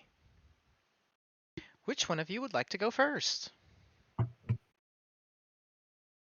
Doesn't feel like I've matter been to me. talking a lot, so I'm fine with No, it's fine, Caiaphas. man. It's fine. Everybody gets a chance in the spotlight. It's not going to be the same for every session, so relish in it when you have it. Never feel guilty about it. If I feel like it's too much, I'll do something about it. You know what I mean? Don't worry about it. That's Okay. not your problem. Um. Still, I'll let Caiaphas go first because I'm still trying to figure out some stuff of things I would say if depending on whatever situation we're in. All right. Um. Yeah, I'm gonna have. Let me check if I have a. Oh, I do have some rope. I'm gonna use the little bit of rope in my bag to kind of fashion like a leash and a collar around dog, like he's a dog. Like I'm walking my dog down the street, except it's a pseudo dragon. Yay. I'm gonna walk over to the general store. All right. As you make your way down the road, you get a lot of strange stares and whispered murmurs as you pass by the various citizenry on your way to the general store. And it gets to a point where you even hear a child scream up, "Bobby, he's got a lizard doggy. Can I have one too?" And it begins to draw more and more attention. I'm a celebrity. I'm gonna get chicks with this dog. All right. Am I at the store? Yes. You find yourself All just right. outside of a rather modest looking general goods store. However, from the outside, it looks pretty packed. As you peer in through the windows, there's a lot of different things here. Is it packed as in people or packed as in items? It's got a moderate like handful of people inside, about 6 or 7 other shoppers. But the shelves are packed with a wide variety of different items and goods. All right. I'm gonna walk within. I'm gonna put dog back into my long coat, into the sleeve, right sleeve, and Gotcha. I'm gonna look around, look at all the. Let's start with the. Is there like a magic section, magic items section? Um, there seems to be, as you comb the layout of the store, several aisles, uh, kind of laid out parallel leading up to the very back of the store, which goes back about 30-40 feet. On the shelves, each one has a different sign stating what kind of goods are contained in the aisle and shelves within. And as you scan them, you see that the fifth one says magic items and goods. All right. I'm gonna walk over to this area. I'm gonna inspect what they got there. See what they got. Anything good? Cheap? A lot of things look cheap. Some of them, perhaps even fakes. Oh Of boy. all the items that you see, a good handful of them actually do seem to be uh, rather mundane, but some of them stand out. Of the various items that kind of stand out, what are you looking for? Looking for something either explosive, fiery, or both. And the nature of the item specifically, or is it just about anything? Just about anything, honestly. Distraction, damage, Say no more. something that would combine well with a long-range Eldritch Blast, Okay. preferably, but not necessarily needed. Hmm. Ooh, there's a lot of really interesting shit here. Okay. I love this little program. And I made it so that it'll take certain items and enroll it. Little goodies. So okay. A handful of the items look like they might be able to do some interesting things. Do I see that fireball bracelet thing? Is that Fire in there? fireball. The one with all it's like a bracelet of beads, but each of the beads can catch Oh, yes. fireball. I'm Is actually that in there? it's not in there, unfortunately. Damn it. But Hmm. maybe if you check the shops in Barovia, that weird lady Agatha might be able to put you onto something of that accord. With that uh, said, you scan the different shelves and you find about 4 items that kind of fit your needs. You find a potion of fire brew, which you can identify by the kind of finely printed label plastered to the side of it. You also find a scroll, which you can't read, but it gives off a heat that might kind of hint at what you're looking for. kaboom. With the is that it or is there more? There's 2 other items. Yeah, So there's let's the hear those. potion of fire brew. There is this unknown, unnaturally warm potion. Not potion, scroll. Excuse me. There is what looks to be a container filled with bullets. Bullets. Yes, Is this container like a glass jar? it's like a bowl. A bowl. Hmm. Do I know what it does? Is there like a description thing underneath it, like a store would have, or It's called they there's just the label underneath the bowl that says Narose Special. no rose special? That sounds like something explosive. Bullets in a bowl. Kind of like that. Is there like a shopkeep attendant person that's like stocking the shelves that I can harass? There is a shopkeep who appears to be currently locked in conversation with one of the customers. Uh, However, it appears that if you wait a little bit, you'll be able to get her attention. Oh, I'm patient. I'm gonna wait. I'm gonna stand Let's awkwardly though. So, I'm a As high Unless we're dog in my. specifically seeing her as and not.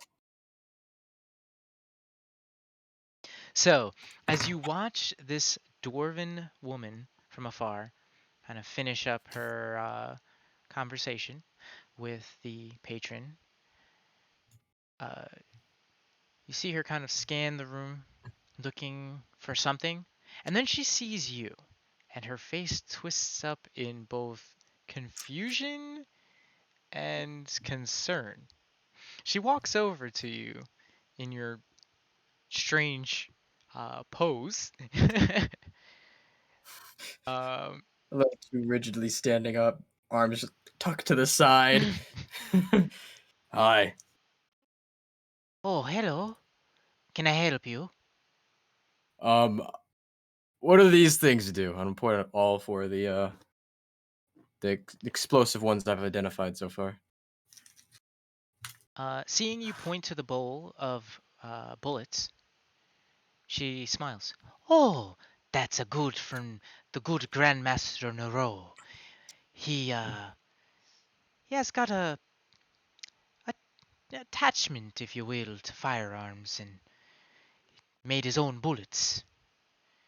And Oh, gave the shop license to sell the excess bullets that he has. oh.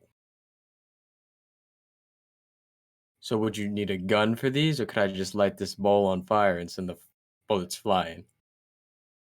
Oh, please don't do that, sir. Please, please, please, please. I like my shop. Oh no, not in here, not in here. Like, let's say, Oh, oh, um, oh, oh, oh. I Okay. would like to exercise my rights. Let's say, and I What? just Well, put a yes. match into this bowl and just throw it at someone. Well, How would that end? it would probably be very bad for the man in question.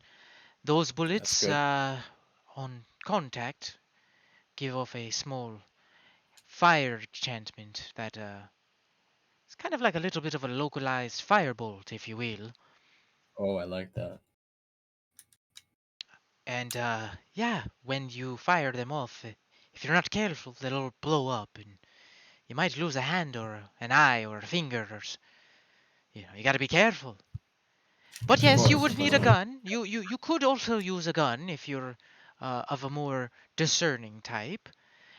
We carry a fine stock of lever actions if you're interested.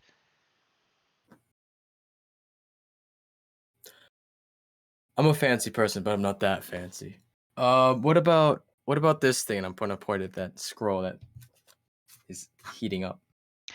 She picks up the scroll and inspects it. Oh, it's a scroll of flame sphere. Oh, oh, oh! Wow, I like the sound of that. What does it do? Allows you to conjure a little fireball, if you will, and you can move it about with your mind and magics. It's very handy. Also cast light. I am a human. That is very good. Fucking dark vision. All right. How much would that run me? Well, if you're looking to buy the scroll, I suppose I'd be willing to part with it for, say, 10 gold pieces. All right, all right. What about the bullets? Do I have to buy those in like the bowl form, or can I take individual bullets? Oh, the bullets themselves are a silver gold piece. So, A silver and a gold piece, no, or just a silver? a silver, sorry, I meant to say silver piece. Yeah, you get what I meant. Yeah, it's just a silver Yeah, piece, yeah. just a silver piece. Yeah, a silver piece. One And bullet for the for whole bowl, one bullet for one silver piece. what about this whole bowl? Let's see how many there are. Shall we? All Yeah. right. There's 126 bullets in the bowl. Oh god, I gotta do math. Uh, if I'm gonna eyeball it, I'd say, a gold piece for the whole bowl. A gold piece for the whole bowl? Yes. I like that. All right. I'm gonna take both. Oh, Um, Let me think. What else is there that I need? Guys, you guys got any dog treats? Oh, dog treats? Yes, we got quite a few. Yeah, We got all kinds of treats. She leads you to the first aisle, from which are all types of non perishable foods, smoked meats, jerkies, sausages, things that might last on the road. just nothing with lactose in it. My dog's lactose intolerant. Oh, no worries. All our meat products are strictly meat. We don't put milk in our meat. You'd be surprised places do that. It's kind of weird. Places put milk Oh, in their meat? yeah, I don't know. I've never Do heard of not this. trust. Do not trust those side hustle shops you find on the side of the road near intersections. Those are not meat. Oh, Yeah. she leans in close. Do you think it's rat? At least if it was rat, it would be meat. I fear for what that was. Her face twists into horror. Oh, well, uh, let's get you all squared away, shall we? Yes, of course, of course. Um. Oh, before I forget, you guys carry binoculars? We don't have any binoculars, unfortunately, but we do have telescopes. How big are these telescopes? Are they're made for It's a looking at collapsible, stars, collapsible or is it like? telescope. It's for adventuring and survey. Okay, yeah, that's good enough. Can I get 2 of those and then a thing of duct tape? And I'm gonna oh, jerry rig my own binoculars. oh well, I'll tell you what. Normally I charge 5 gold pieces per telescope, but since you're doing so much business today, I'll throw it in for 2 gold pieces apiece. Five for the That two, sounds good. 5 for the 2 telescopes, and 1 for the duct tape. Yeah, that works. That works for me. All right, your total will be 16 gold pieces. 16 gold pieces.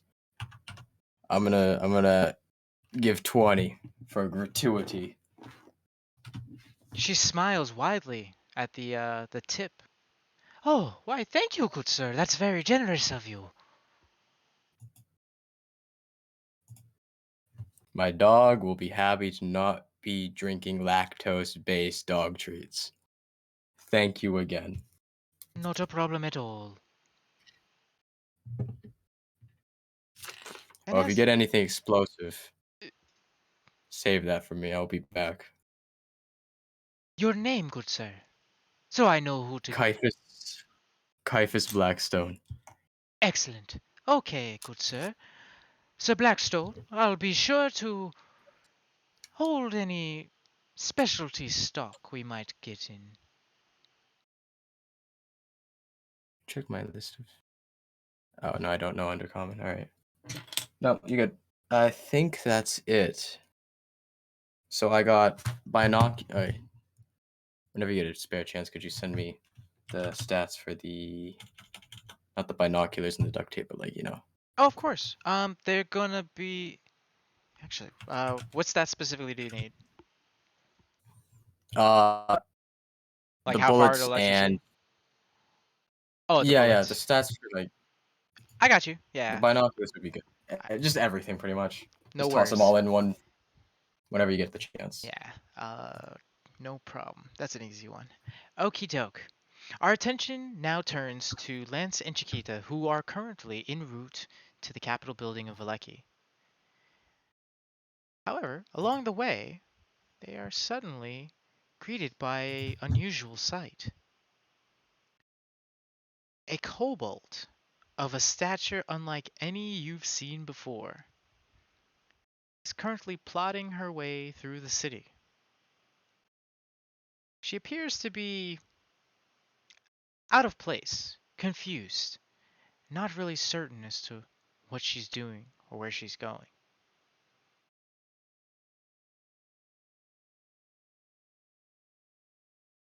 I'm just making sure. Is this the first time we've even seen a kobold in any of the towns? Yes, this is the first kobold you've ever seen in town. Okay. I mean,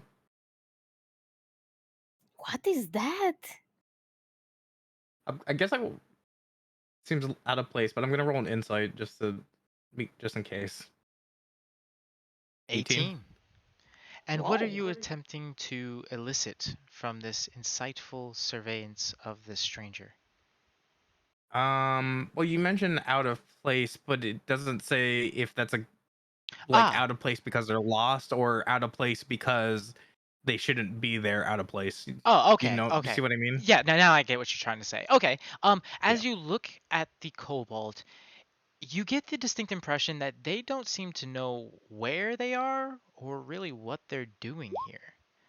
Um, Almost giving off that energy like a lost child.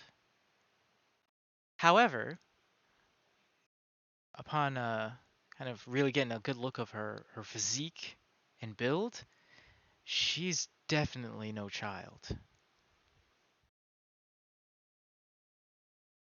I'm getting flashbacks of Pagliacci now. Well,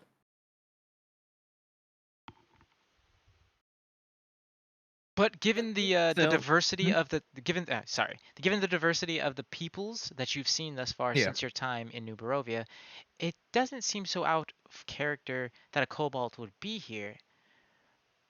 More that this kobold doesn't seem to know what she's doing here. Okay. Yeah, yeah. Um. Okay. Well, I guess I'll just approach and be like, "Hey, do you need any help? Um, we're Oh, new to the city too. If you're unfamiliar, so maybe we can figure it out together."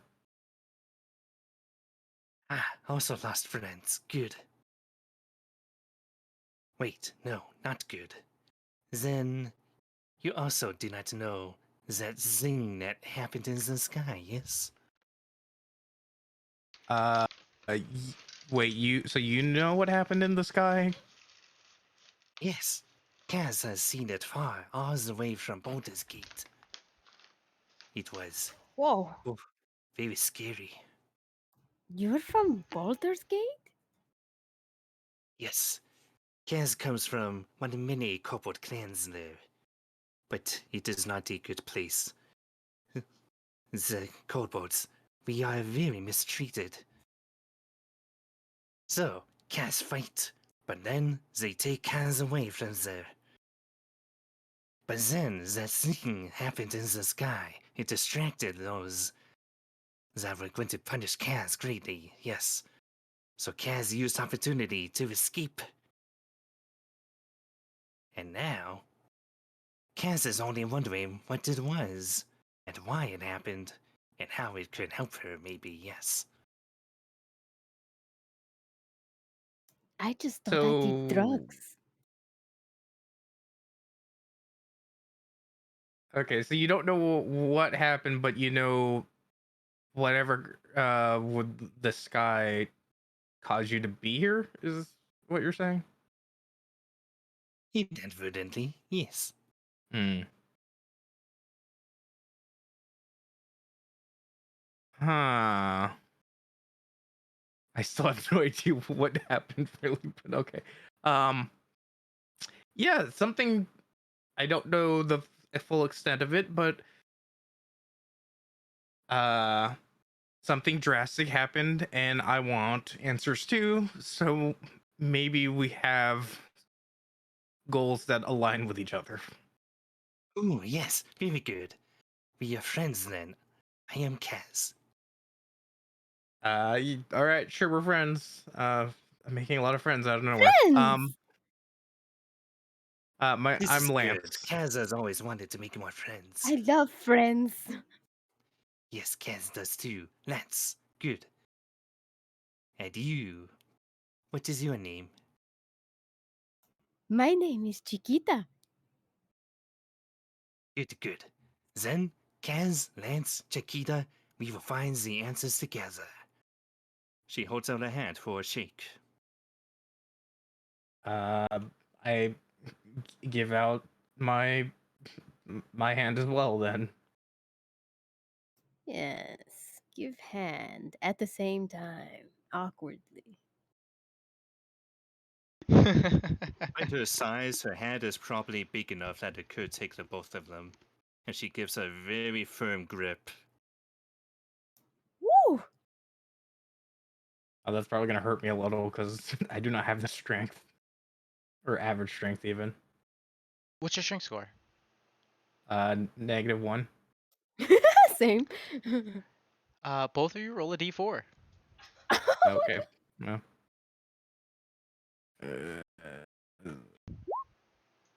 I'm a rusty bucket. Damn! I assume that's the damage I take. Yes, sir.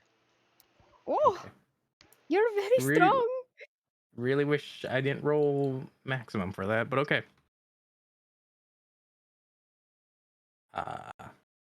Really don't know how to hold back there. I see. Well, at least I Typhus is gonna be excited to have you. I'll say that much. Oh, more friends, you say?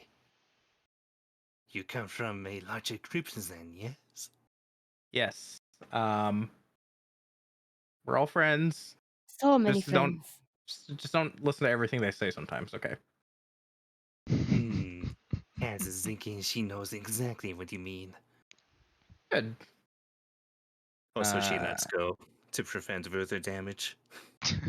Okay. Thank A you. little bit of rust falls off of Chiquita's hand. Some feathers like do that thing where they kind of like sail off and like do that thing where they go like back and forth and then just drop on the floor. It's like The it'll grow slow back. It'll feather grow fall. back. The Yeah. slow- Well, we're here to meet the what's the terminology for the head of the city here? Um, you just call him the Lord. The Lord. Yeah. We're going to meet the Lord, and maybe they could also give more insight on why you're here. Oh, a lord. Kaz is You're not. hoping as a lord here is nicer than the lords in Baldur's Gate. If you're worried, I can talk to them first, and then see how engage if they're nice to kobolds or not. Yes, good backup. But Kaz, I should put in my best effort to talk as well. Okay. We will go You seem, together. yes, you seem strong enough to handle yourself, so I trust. You know what's best for you. She flexes both her arms. Yes, very strong. Oh, I yes, Kaz don't. has to very be strong. strong to Wow. protect her friends. I didn't realize we went to the market for the gun show. Anyways, let's go meet this lord. And, uh, trailed by your new companion, the party makes their way to the largest building in all of Valleki. Framed outside of this massive estate are a set of walls. And as you approach the gate, uh, 4 guardsmen bar your passage. Halt. What business do you have here?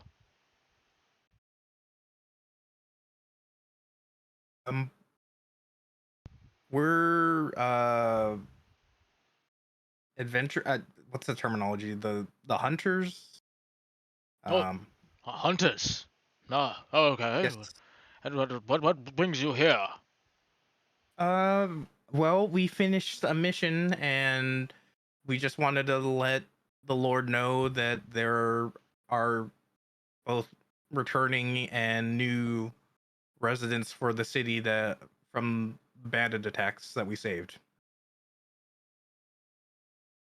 Okay. Well, um, do you have your hunter's IDs with you? Yes, I'm gonna pull it out. I Yeah. assume it's not like it got stolen or something. No, it's still on your person. Okay.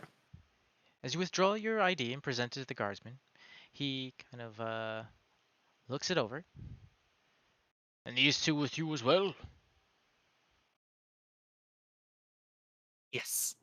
Yes. Yeah. I whip out my ID as well. He takes the ID from Chiquita and also inspects it before handing Lance back his and then Chiquita hers. Well, it looks like you're all set. If you'll be so kind, keep that animal on a leash. Hey.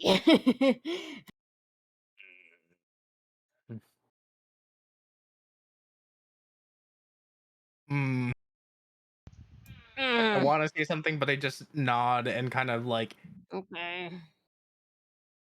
mhm. Thank you for the advice. He smiles And and then nods. Not a problem. Head on in. He takes a step back and ushers you to head through the gates. As his fists are clenched. I was gonna say it's like I look to see Kez's reaction and try and like whisper like, look, I understand. Let's just get out of this place as fast as possible. Yes, good plan, she says through gritted teeth. The trio enter through the gates, the large arches giving way to a rather opulent courtyard. A garden of flowers of all types kind of frame the entirety of this courtyard. A handful of smaller buildings dot the premises, with a path leading from the gate to a set of large, ornate doors, hewn from wood and stone, leading to the interior of the large building. As you approach, you are greeted by another pair of guards, whom kind of look you over and then gesture for you to head to the door as they step aside and allow you passage. As a trio push through these giant doors, you're greeted by an even more opulent interior estate.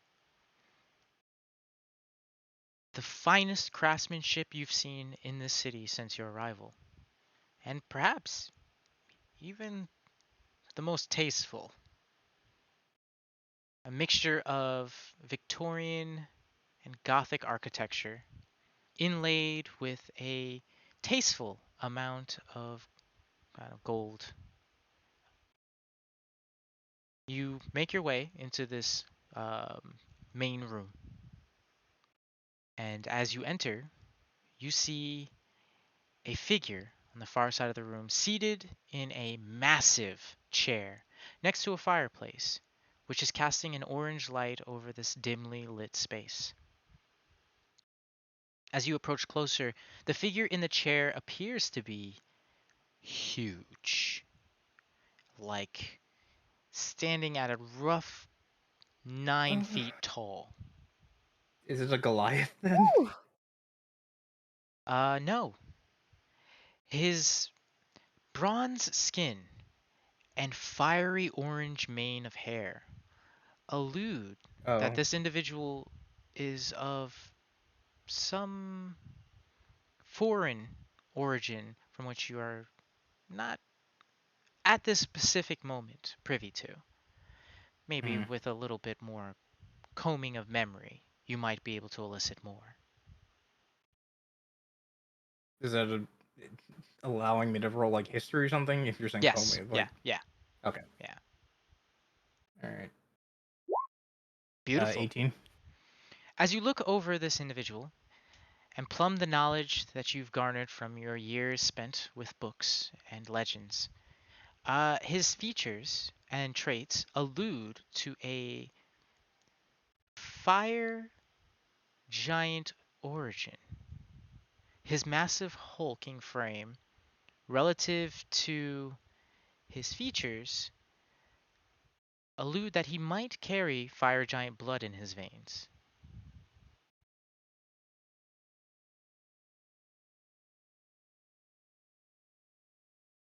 Does he count as a human then? I'm just like, wait, what does he count as? He's technically a half breed. Okay, Yeah, yeah. okay. Just making sure. I was like, Yeah, yeah, yeah. wait, got it. Okay. Um, does he seem like busy at work, or is it like when he notices us open the door, like or come in, does he notice at all? He doesn't seem to be looking up from his book that he's reading by the fireside. But as you approach, um, walking into the space, he speaks up from his seat. And to what do I owe the pleasure of your visit? Uh, I guess I'll speak again. Um, hello, my lord. We're new hunters that arrived at your city after rescuing people from the bandit attacks, and I just wanted to report in to let you know of the new and returning residents of your town, um, just so you're aware of them. So, you say that you've recovered some of my lost citizens? If that's the terminology you want to use, yes. Excellent. I imagine Pizzoli was the one who put you to this work, right? Yes. I see. Did he ask you to do anything else?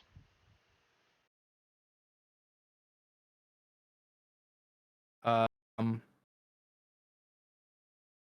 just get rid of the problem is basically what I can remember. And given that you've recovered the citizens, I imagine the problem is dealt with, correct? Yes, that's correct. Excellent. Your names? My name's Lance. Chiquita.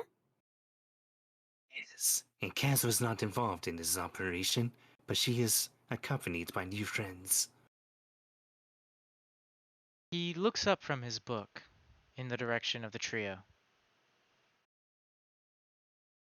After a moment, he closes the book and sets it onto the table next to his chair, rising to his full stature, his towering frame dwarving the three of you Yeah, by I'm like the comparison. size of one of his big toes.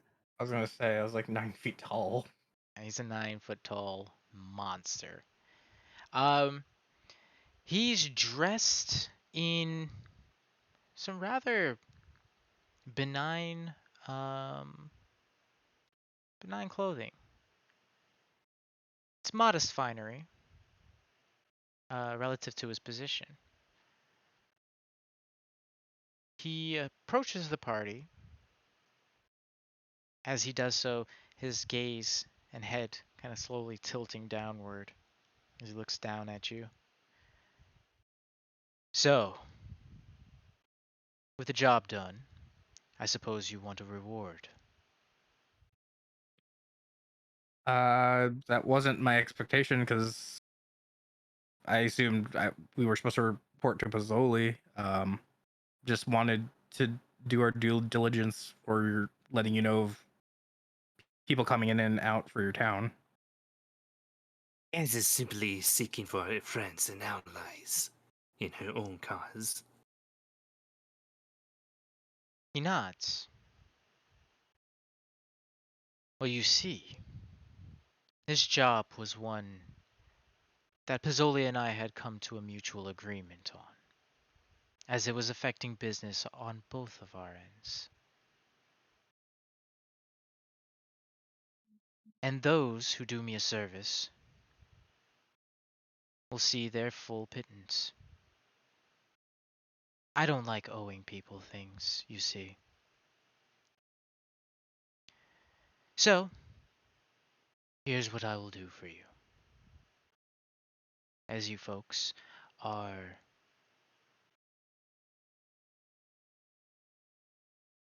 as you folks have performed a service for the city of Valleki, I'll grant each of you a single request, if it's within my power to do so, of course.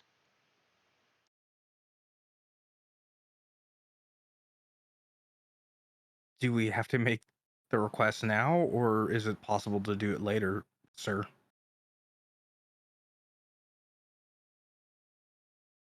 His face doesn't really change. Now, I did mention that I don't like owing people a debt. But I can respect someone who doesn't act rashly. So, I'll give you a week.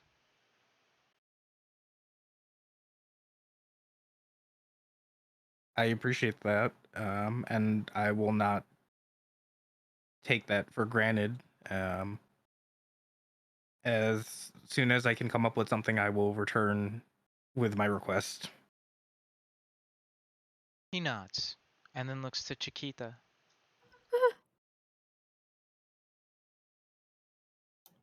Hi. Do you also wish to wait? Yeah, could you kill a goblin in Yeah. your city? He's really shitty to me. Oh my god. I caught a goblin jacking his dick off to me. His face twists into disgust. Okay, so your actual request.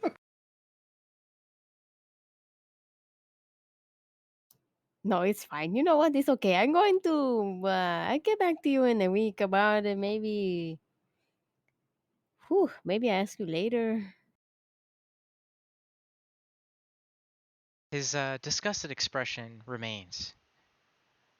One of my citizenry are behaving in a undesirable fashion. Oh god. Yeah. Oh, maybe you should leave him alone. I think he likes it when you give him pain. So I don't know.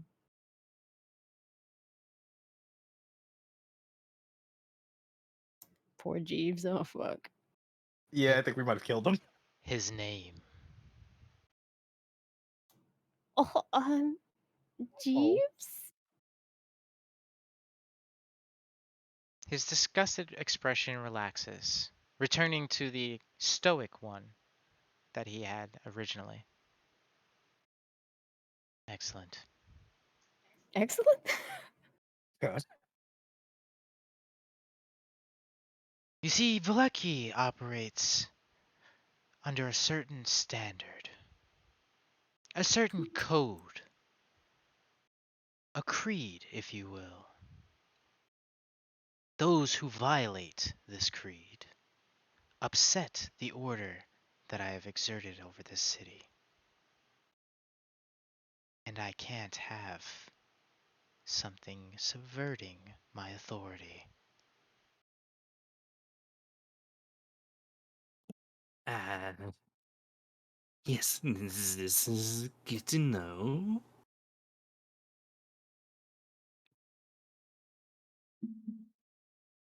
Consider the problem dealt with. God. Okay. All right. Alright, well. What have you done to my boy? Oh my god. Offhand remarks. Impacts too. Uh, Don't expose yourself to other people, kids. PSA. I mean, yeah. Just I'm worried it's gonna be a fate worse than death kind of situation.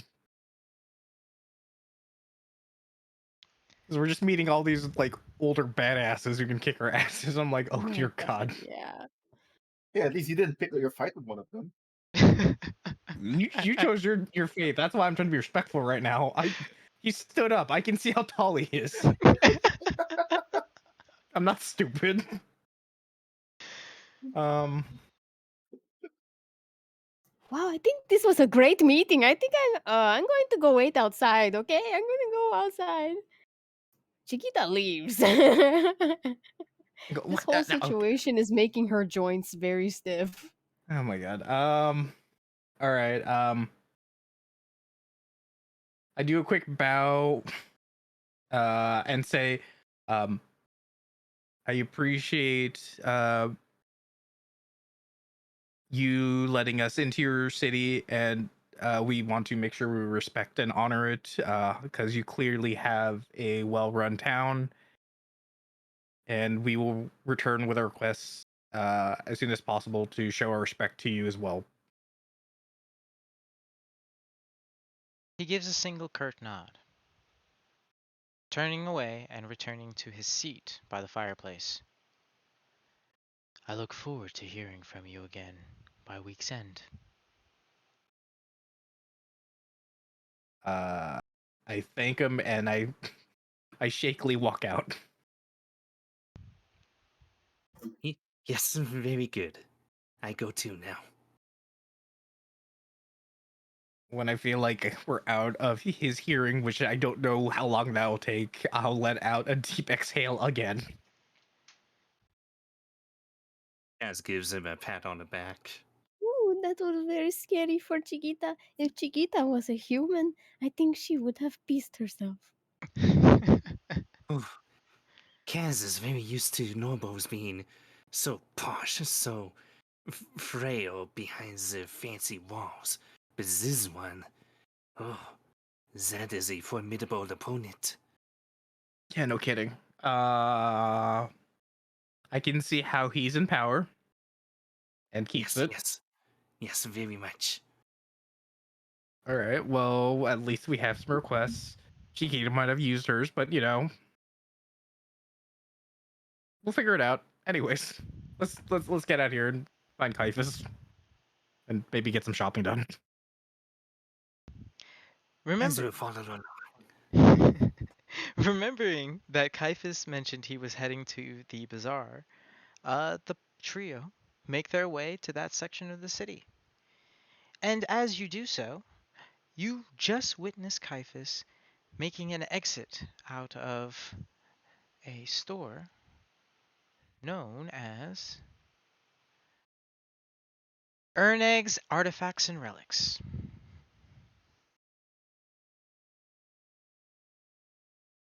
You didn't do anything bad, did you? Who do you think I am? Sane? Of course I did. Uh, did you did you break anything? Do we have to apologize for anything? Not yet. Okay. Did you Um, find anything good? Um, in, I've got a few ideas with some of the stuff I've found. Uh, Specifically pertaining to the fact that you can always summon back a familiar. Oh, Right, dog? He Oh growls no. and almost like he's growling so hard he's practically spitting. Do any of you have Hmm. a jar on you? A container? uh, hold on. Could be a water Why flask. why am I imagining the Russian bomb tops? I mean, that would work too. Is that a pseudo dragon Kaz is seeing? Yeah. His name's Dog. Say hi, Kaz dog. browse through a little bit. That is an interesting name. Yeah. Dog chose it, not me. Oh, The small pseudo hmm. dragon beams proudly. how you know what he wants? uh, Lots of guesswork, trial and error, and you can kind of cast images into your mind sometimes. Oh, Surprised he hasn't done it to you guys yet. Ken's will reach out for a dog. Ooh. Not to touch, but just to present her hand. And do pseudo dragons have the capacity to vocally speak in Draconic? No. Darn. Alright. They know English though. They know Common, Yeah, they can and I think they understand. know Draconic. That reminds me, I forgot to add that stuff onto the sheet. Languages.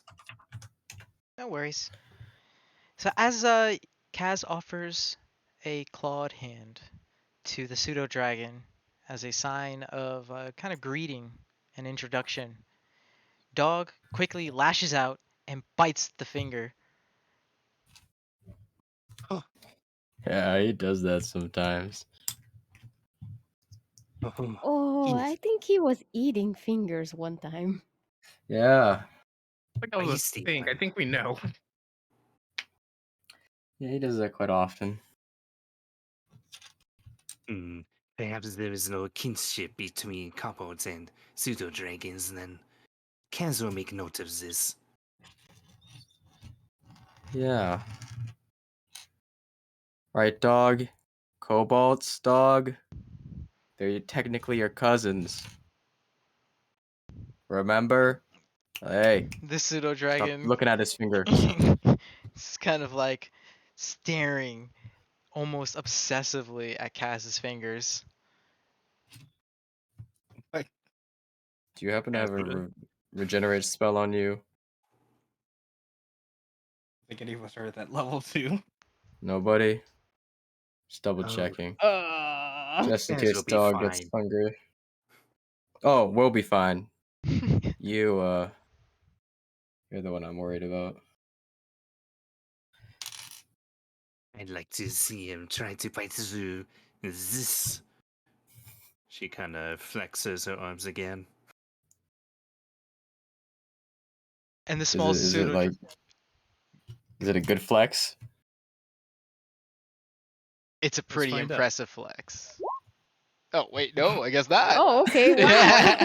Wow. Apparently not. Oh, That wow. nibble kind of did something. You need a pump first. Oh, actually, Really? Kaz thinks she is bleeding a little. Ooh. Sticks a chomped on finger into her mouth. Yummy. Mm. No, not too yummy. It hits. And the pseudo dragon kind of like satisfied snakes its way up his arm and perches back up on his shoulder.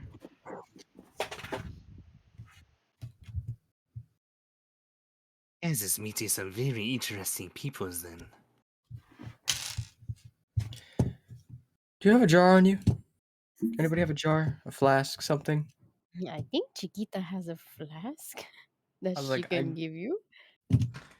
Yeah. dog would bite Wonder through if my I can water borrow. skin, so I'm not gonna give that. Yeah, don't give me the water skin. That's not gonna hold this. Oh, but no, I don't. You realize, Alright. Caiaphas realizes that he actually still has another flask on his person. Oh shit. Oh, I do? The Right, flask is that it, he is it? had looted off of Von Richten's corpse. Oh, yeah. However, Is there shit in it? its contents are a mystery. It is filled with a liquid of some kind, but the contents are a mystery. I'm able to, like, sniff it and figure out if it's alcohol or just some liquid? We're gonna fucking die. Yeah, probably. What's my constitution at? Oh, it's +0. Well, might as well send it. Can I sniff at this liquid? Hopefully it ain't bleach. Yeah, go right ahead. Give it a investigation. Investigation. Roll damage. Oh, my investigation's not so good. Oh, it's 17. actually good. I lied. As you whiff the contents of the flask, probing for any like notes or hints that you might be familiar with, maybe even the like slight tinge of alcohol, you're surprised to find that it smells sweet. Whatever this liquid is, it's not liquor. smells sweet. Yes. It smells sweet and it has notes, like floral notes. Oh god, I hope this isn't like drain cleaner or something. Antifreeze. How do you put it in a flask? Should I drink it?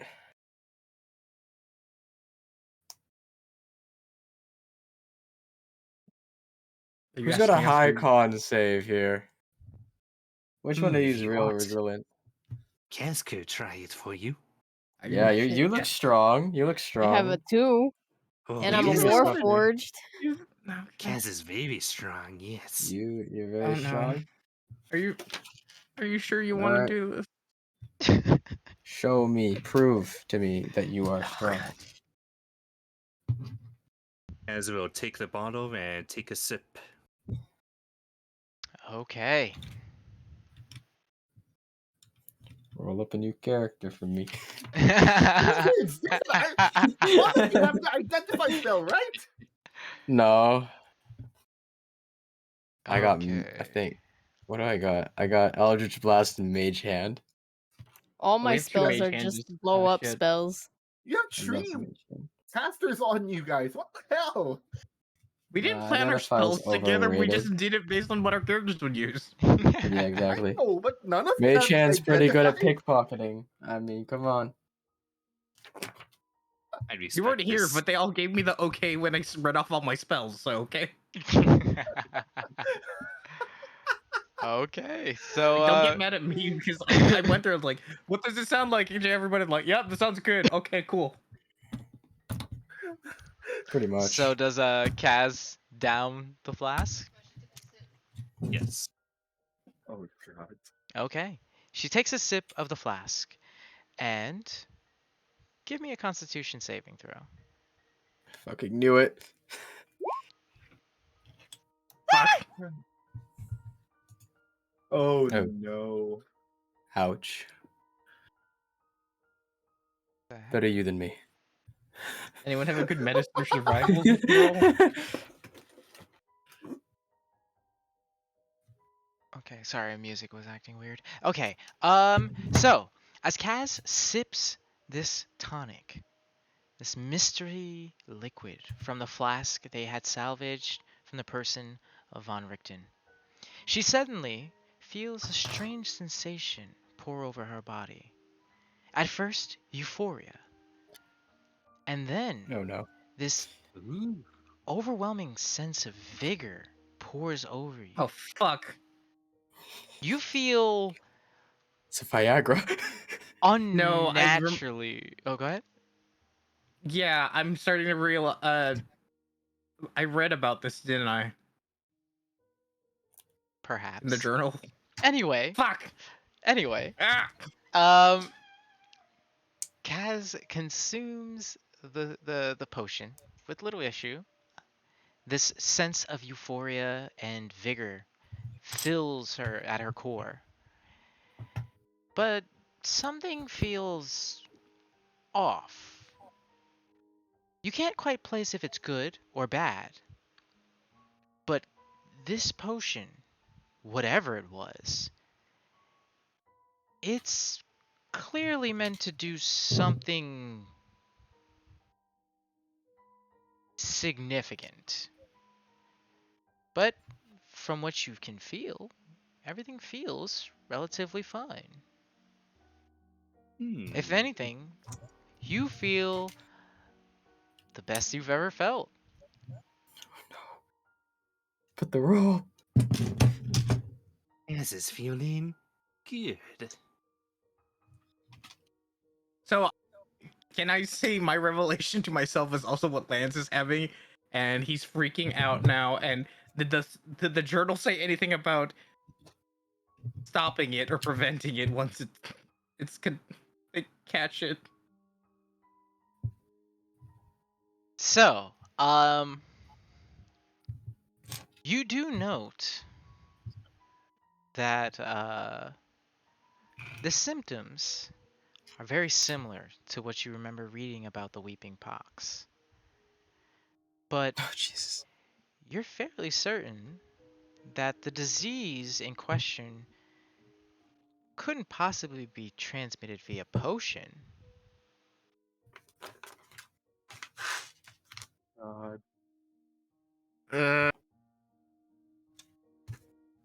This is an interesting first session for you.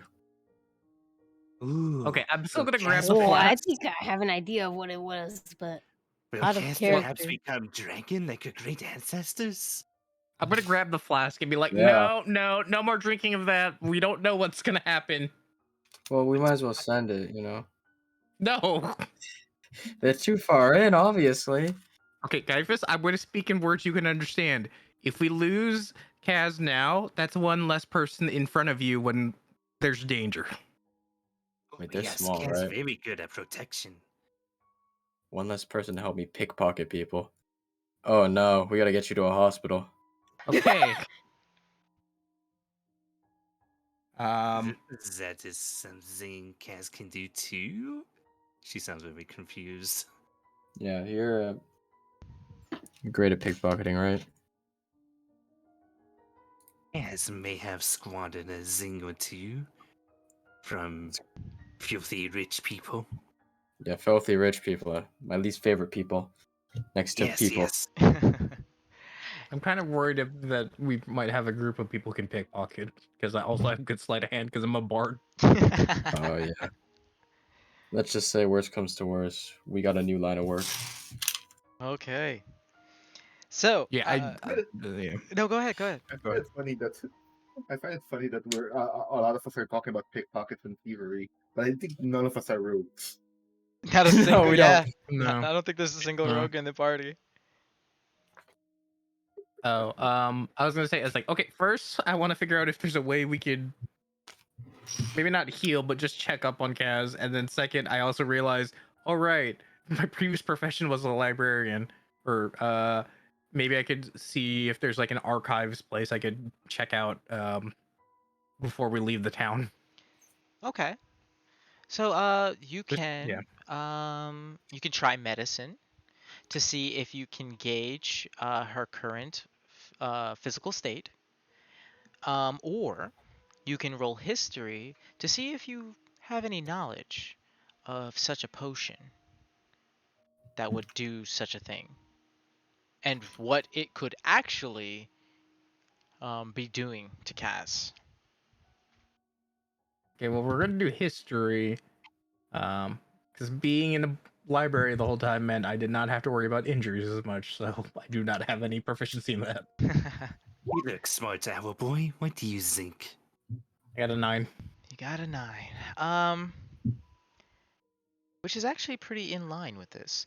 Nothing that you've ever Yeah. read has any reference of a potion that could invigor in the way that it has and has the same qualities and traits as the contents of the flask. This is a potion you are completely unfamiliar with. Have I seen anything like this in like black markets and shit? No, No. actually, no. This is just This is completely this foreign. this is that rare. Whatever it is, it's that rare. Yeah, you got a homemade brew and you got this experimental meth. You gotta see a doctor, my friend. Yeah. Is this very bad for kids? We don't Well, know. 50-50, you come out alive. 50-50 Cass comes out as a full dragon?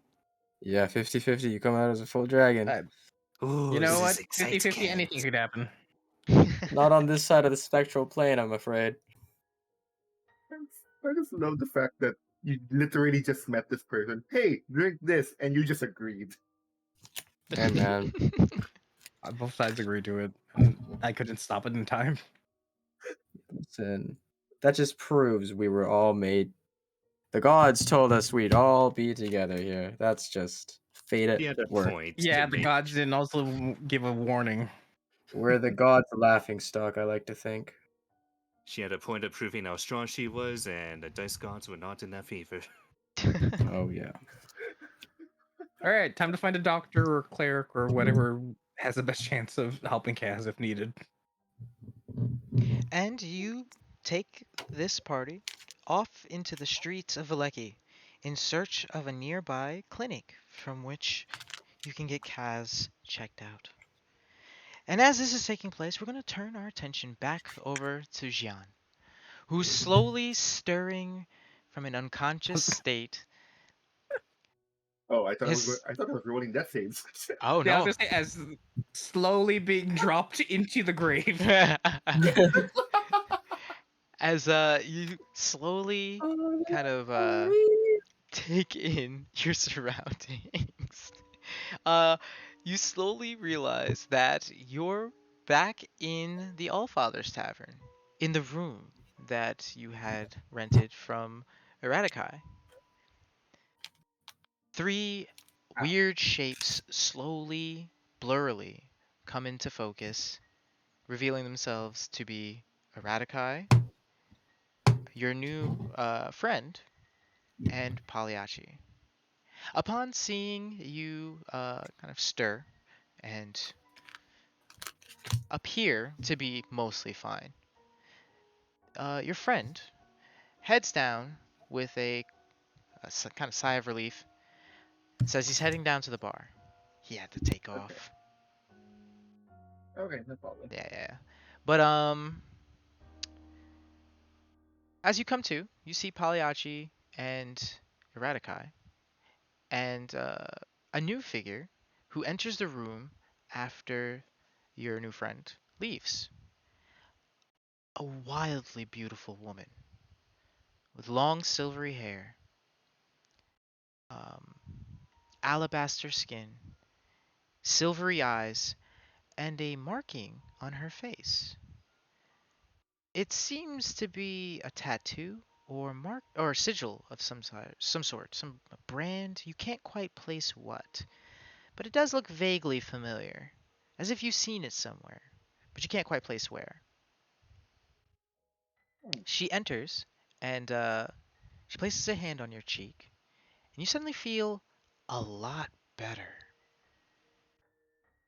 Huh. Like how much? Like how much hit points better? I'm Um, kidding. actually, let me see real quick. Let me just check her sheet in the background. Oh, I was kidding, but okay. Oh no, like you have no idea who you are currently in the presence of. Anyway, Ah, yeah. you're fully restored to your health. You feel Oh wow. absolutely fine. You're like as if Whoa. you all the pain's gone. Even the somewhat like fogginess in your head that you had initially woken is completely gone. You have full clarity and cognizance. Oh, I look at this like random beauty that just like apparently healed me, and I give a deep down and says, "Thank you very much." I guess I was out like a light, If and Eradikai had hit you any harder, you would be out with the light. yeah, I so I look at the Radikai and I bow again. I apologize for not lasting longer. I have to say I'm ashamed of myself. He gives way I to a on hearty laugh. My boy, you didn't go down in the first hit. That in and of itself is impressive. and I like I like try I properly like get up and like sit on my knees like in a very respectful manner, and like I guess I look to the lady that I think healed me and says, I believe I have you to thank for me being not in a bedridden state, so thank you once again. He's I don't believe I have the pleasure. she smiles and gives a small bow in return. I'm Youth Silverwood. Okay. Does that ring any bell? I don't think so. No, But that was the name that was mentioned for us, wasn't it? for you guys, yes. Yeah. Yeah, I'm me, just Yeah, saying for I have no I was idea. like, no, I definitely heard that name. yeah, yeah, yeah. and I'm just like there and like you see him kind of nervous and like I'm trying and I stay quiet for a bit and I'm actually just trying to process the fight in slow mo and see what I did and I just look dazed for a bit and be almost unresponsive. Like I'm uh, trying to reanalyze and repeat it on my head. uh, the two kind of watch you for a moment before a somewhat concerned look crosses youth's flawless features. Are you okay? Do you Oh, do you need more oh, help? I'm sorry. I'm sorry. No, I was replaying the fight in my head, trying to see what I could have done. But no, but Master Eradica was just too fast. I'm afraid. Even if I knew what to do, I don't think I would have been able to do it either way. Still, I knew you were a strong warrior, but I didn't know you were going to be that strong. I am. I have to say, I'm in complete awe. Uh, And kind of flattered by your praise. He puts his hands on his hips and gives way to a hearty laugh as he throws his head back. Well, I wouldn't have been able to help build a nation if I was a weakling after all. yes, um, I suppose I didn't really give you an explanation on why I decided on the duel. I've I've been I've been sent on a journey to learn as much as I can on the way of the blade, and my master, who I have to admit, the fight with you reminded me a lot of my fight with the master. He's no, definitely she was a lot quicker, and I and again, and again, start dazing off, trying to replay other fights that I've had with my master, and suddenly just have to shake myself off it. Right. I feel like I have a lot to learn from you, sir. If you would, if you would be so kind, like perhaps some pointers or even anything that you would be able to willing to pass to me, I would be most grateful. I would do anything for it. Taking your words into consideration, he thoughtfully strokes his beard once more. Well, it's been a long time since I actually fought in any battles. But I can't see why I can't teach you. I'll tell you what. When you come to me, I'll offer you some training going forward.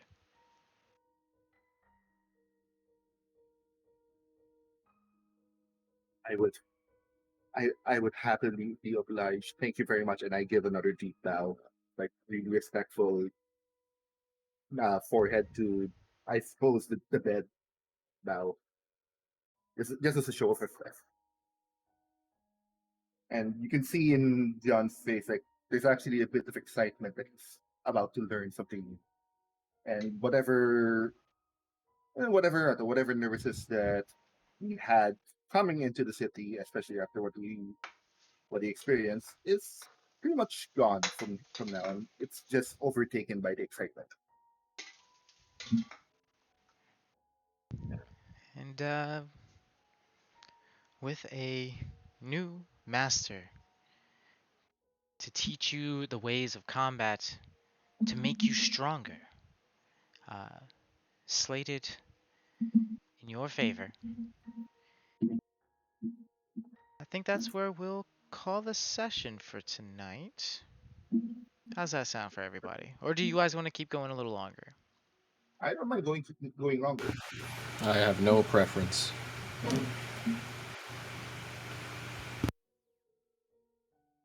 Yeah, I Anybody can else? keep going longer if everyone else wants to. Yeah.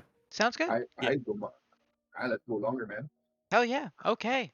Then we will turn our attention back to the trio, whom. I don't want to leave on this cliffhanger. I was gonna be like, well, we're gonna have other cliffhangers, I'm sure, but yeah. And we will turn our attention back to the trio, whom is currently on their way to a clinic. After several blocks of searching and a couple of questioned citizens, you find your way to one of the nearby clinics in town. You enter this rather well kept building. A slight jingling bell, uh, kind of uh, announcing your arrival into the building. And shortly after, a woman dressed in physician's robes steps forth from behind a counter. She looks to the party, kind of tense expression on her face, but after scanning all the faces of those present, she somewhat relaxes. Oh, I thought it was an emergency. How can I help you folks? Hey, don't know if it is an emergency. Our So friend drain cleaner. maybe could you check to see if she's okay? It is possibly hazardous. I, It might be explosive. I suppose I could. Did did they drink a potion they weren't supposed to, or something of that accord? It wasn't one I wasn't supposed to drink. He said that I could. She points to Caiaphas. Well, you see, I thought it was Persian jungle juice. Yes, but I seem to have picked up someone else's flask, and she's there feeling quite off a little bit. Yes. You know, that actually happens more frequently than you'd think. A couple of drunken nights at the tavern, and an adventurer ends up in one of their companions' backpacks. Anyway, have your friend take a seat over here. She gestures to a kind of reclining chair made of metal and wood. And I'll see what I can do. You guys do have, like, just in case he does kick the bucket, you have those crystals and stuff, right? Oh, Revive spells on hand. oh no, Just no. in We case. don't do that here. Oh, You'll have to go see the you guys. Temple of the Raven Queen. Oh, yes. Oh, God, the Raven Queen. He sounds lovely. Oh, she's something. Oh yes, our And so glorious Caswell. goddess. She's the reason why Barovia is able to flourish the way it does. It's by her blessing that we share but a single sliver of her grace. They're crazies. She didn't hear that. She didn't hear that. I whispered that. And I'm just nodding and waving, yeah. Uh-huh. Uh-huh. Well, We anyway, gotta get out of this town. pardon me for a moment. She takes a step away, heading over to a nearby sink and basin and countertop. She rifles through one of the overhead cupboards. You hear the clinking of glass tubes and vials, and she withdraws several before approaching Kaz, whom has still yet to take the seat. Could She you takes a seat with thank an audible thump. thank you? The seat groans and creaks under the weight of the kobold, uh, kind of kind of like depressing a little bit as she sits into it, and the physician goes over and gently grabs her chin, pulling it down so that she can inspect her mouth.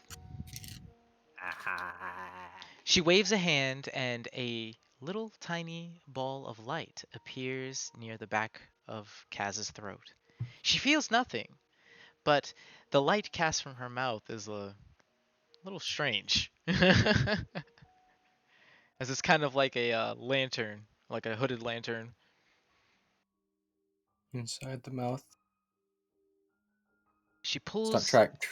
She pulls at Kaz's tongue, withdrawing it its full length before letting go, and then checks her eyes and pupils. Oh dear. Have you taken a stimulant? Kaz does not know what that is. Um, a potion that invigorates yourself, makes you. Oh, potion, yes, very vigorous, yes. It filled Kaz's core with much energy. She thinks, maybe? Oh, Well, exactly how much did you drink? She does that gesture with her hand that signifies just a little bit.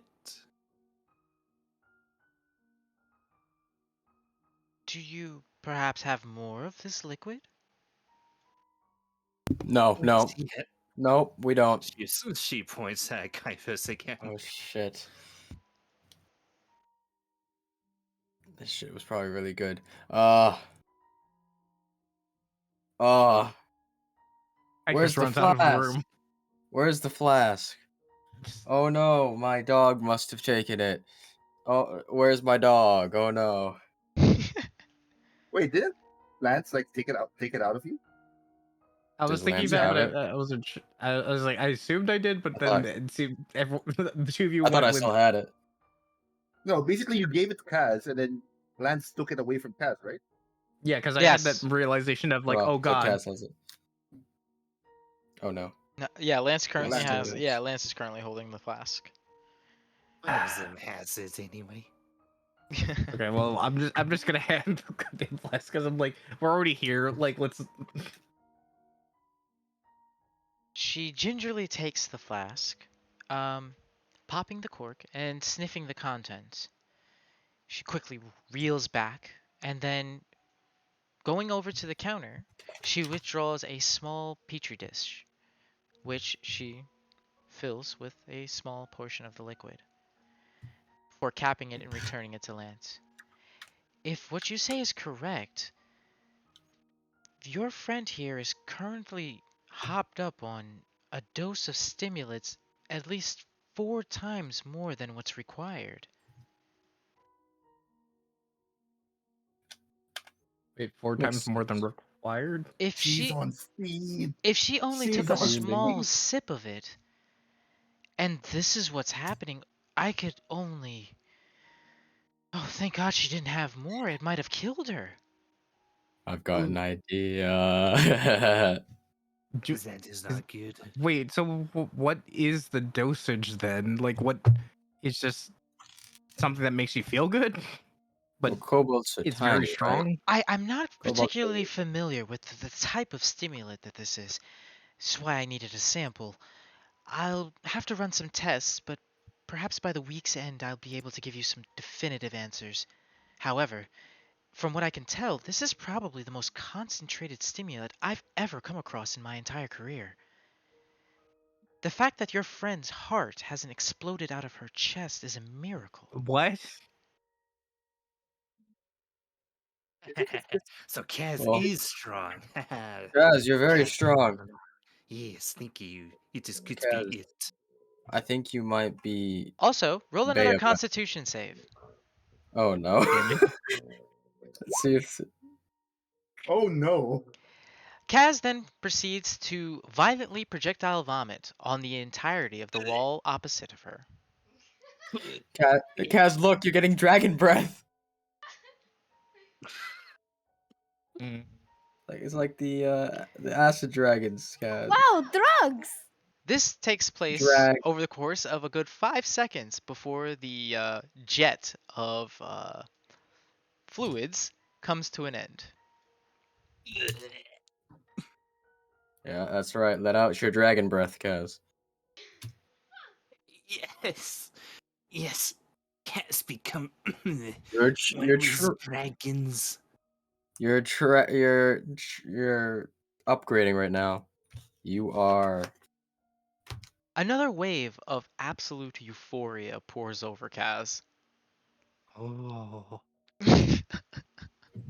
Oh my god. yes. Kaz Ah. will become greatest dragon. Oh my god. Dragon God's successor right here. You basically gave her a bottle of liquid meth. Well, sometimes a battle requires that. You know? What was the battle against? Um, I don't know. Cultists that are trying to put you to sleep.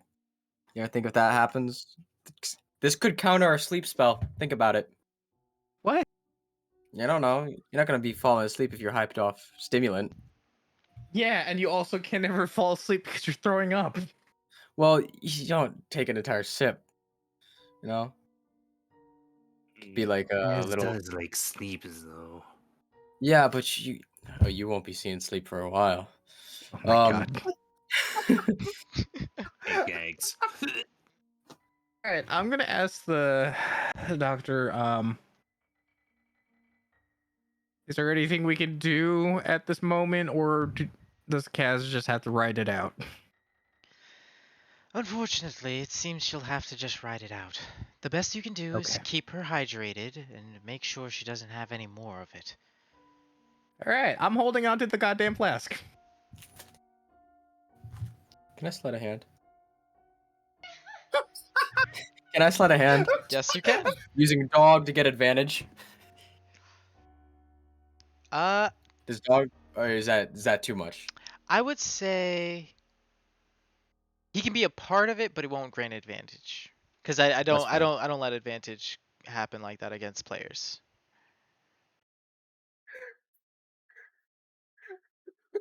Slide a hand. God Slide a damn it. hand. Slide a hand. Please work. God damn it. As you I can and see you. Dog like kind of lunge out at Lance in an attempt to like snatch away the flask, he's quickly able to just like pull his hand back and hide it behind his back, yanking it out of your reach. Stop taking my goddamn Viagra. He's taking people's Viagra, everyone. Do you want to explain where you found this Viagra? On a dead old man's corpse. I yelled that too. It's old corpse man Viagra and he wants it. The physician It is is both disturbed and kind of confused by this sudden exchange. Um, uh, Viagra? What is Viagra? Is that the name of the potion? It's the name of. What is a Viagra? What was I talking about? Where am I Gags again? is All very right, I'm just confused gonna and ask the also doctor very as sick. I tightly hold on to the flask and think, oh great, I have another thing I can't let the group have.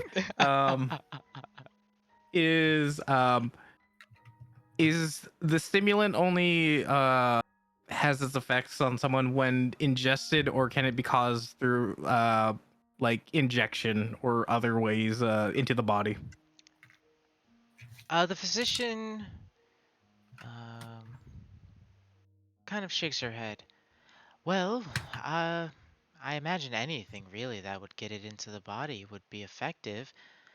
Though, from what I can tell, the potion seems to be designed to be drank. Um, but yeah, I suppose you could inject it. Help? That might sell for a lot. I'm just saying. Lance is having some dark thoughts right Drugs. now. Of he just realizes I have the power of suggestion, but I'm not gonna say that out loud.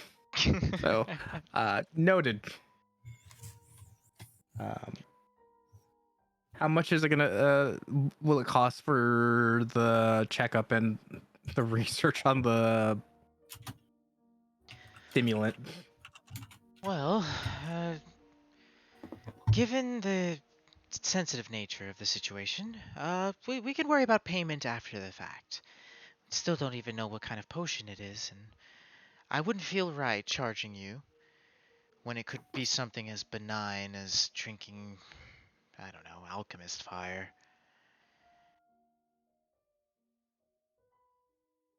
Okay, if that's what you want to call benign, but okay. We'll Believe it be or back not, I've with. actually had a case of that take place, and, well, I've never seen so much potion get pumped out of a person's stomach.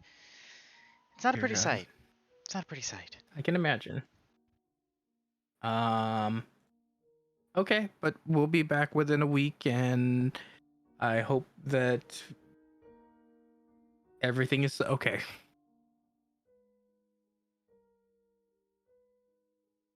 Excellent. Well, if anything comes up, I'll send a raven. Uh, Perfect. Does your Raven need to know our signatures? Um, they're actually courier ravens, raised by the establishment, if you will. I'm not sure how they do it, but they always seem to find where they're going. Guess I'm not going to question it either.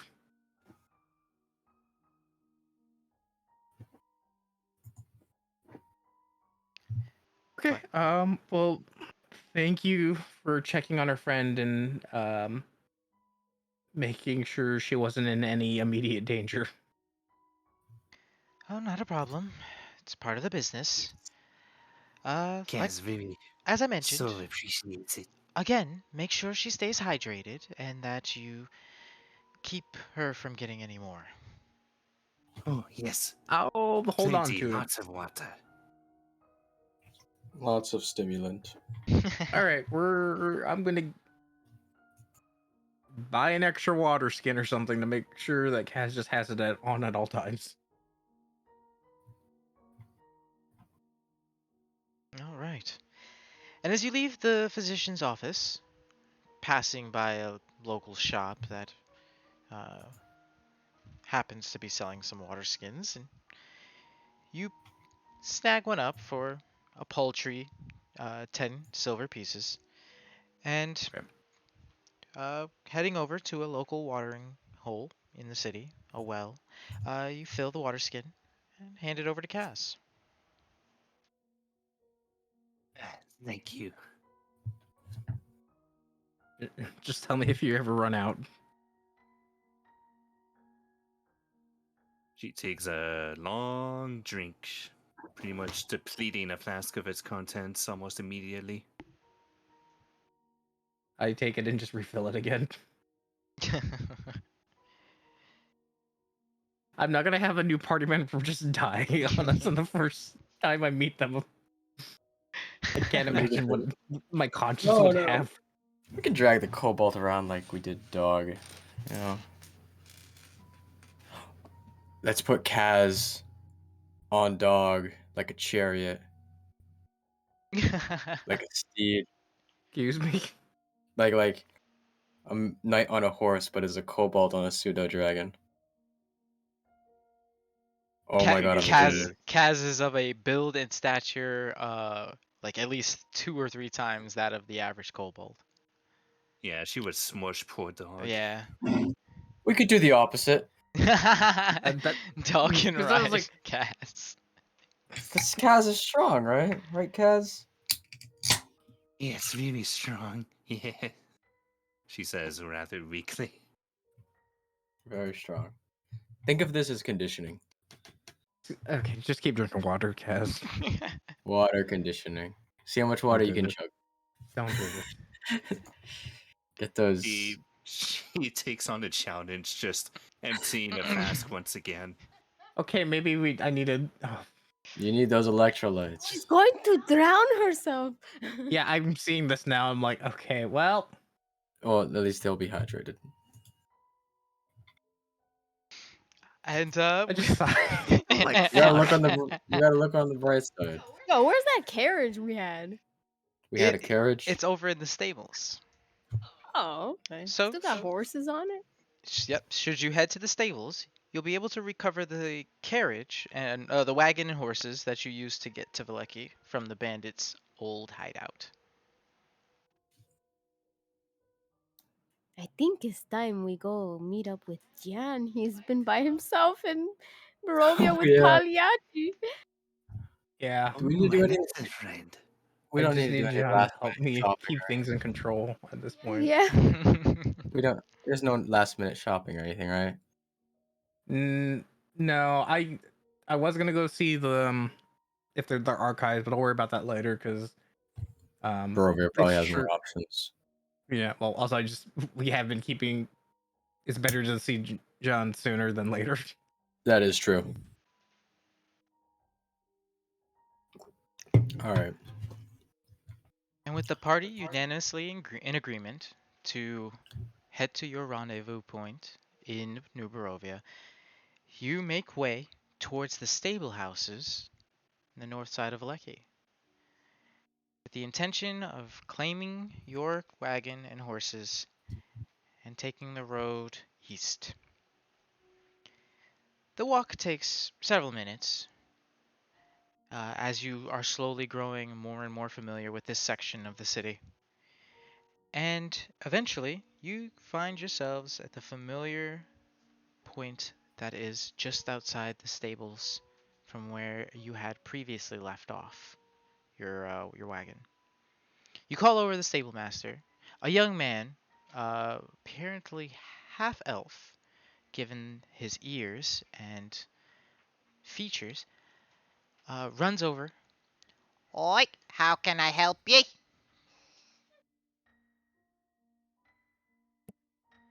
I like this man. He sounds squeaky like Kaz. Squeaky like hands.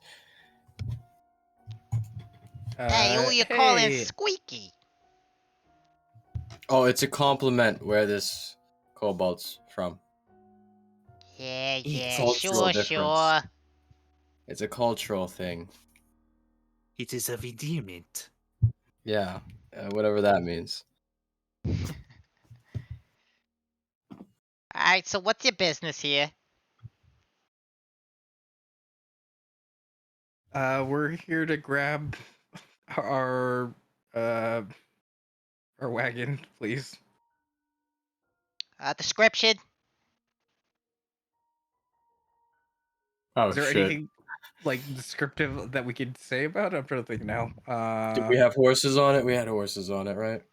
Yeah, we had. It was Well, a There's yeah, because horses on it. I don't know. you could pretty Chiquita's strong. list it off. Describe it as a covered wagon with a tan overhang and an oak frame. A covered wagon with a tan overhang and an oaked wing. um, he looks at you and withdraws a small, heavily beaten, worn, and stained notepad from I a thought you were gonna say quill. wagon. Yeah, with a quill, he scribbles down some marks in his little notepad. One moment, sir. He disappears back inside of the stable house, and several moments later, he's riding seated at the wagon's front, two horses freshly strapped up and ready to go.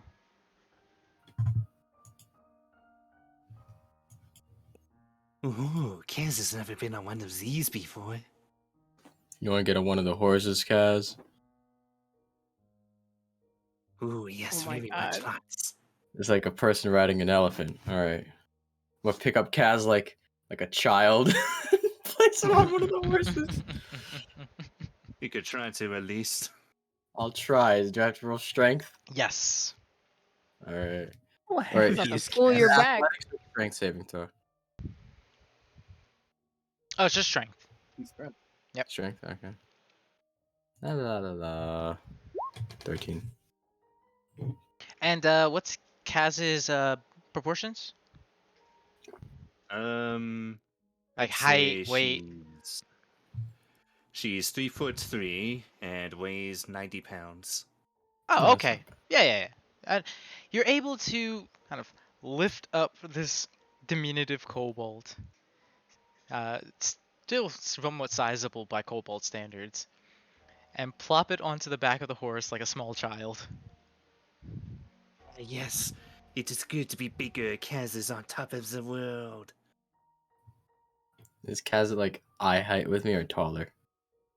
Um, just a slight bit taller, a tiny bit. Oh, that mildly eeks me, but that's okay.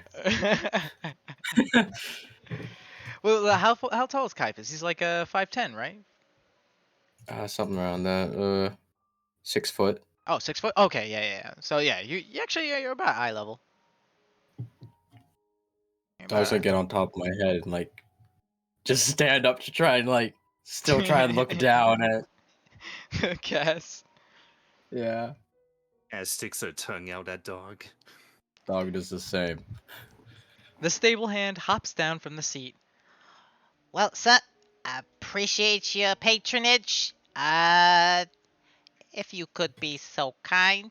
He kind of gestures uh, with his fingers as if pantomiming a tip. Inside check this person. Do they seem like a scumbag? Do they seem like, Give me that insight. a real jerk? He appears to be a young man just trying to get a little Oh, opportunity wherever he can. Yeah. he's a hustler. Yeah, I respect that. I really need to balance out the karma. I'm gonna give him 10 gold pieces. Wow! Whoa! Yeah, I need to balance out my karma. I'm giving karma to some person who's just trying to get like hustle Yeah. tips is Yeah. Well, the we all karmic been there. positive. We all been there. Whoa, bro! We all been haggled. His eyes light up, and he smiles from ear to ear. Oh, thank you, sir. This is the best tip I've gotten all day. Dog starts actively raging at me. He's like nipping at your head, and biting at your ears Yeah. and your hair. Like, It undoes the butt on the back. You hear,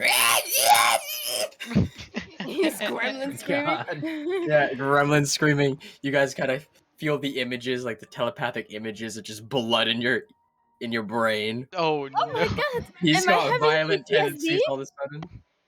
Oh, he can flash like telepathically images into your brain. It's kind of weird. But like he's Oh my god. He is He's mad. upset. he is coy. Yeah.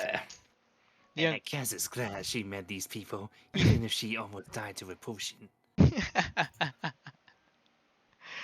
um, Give me more water in an hour or two.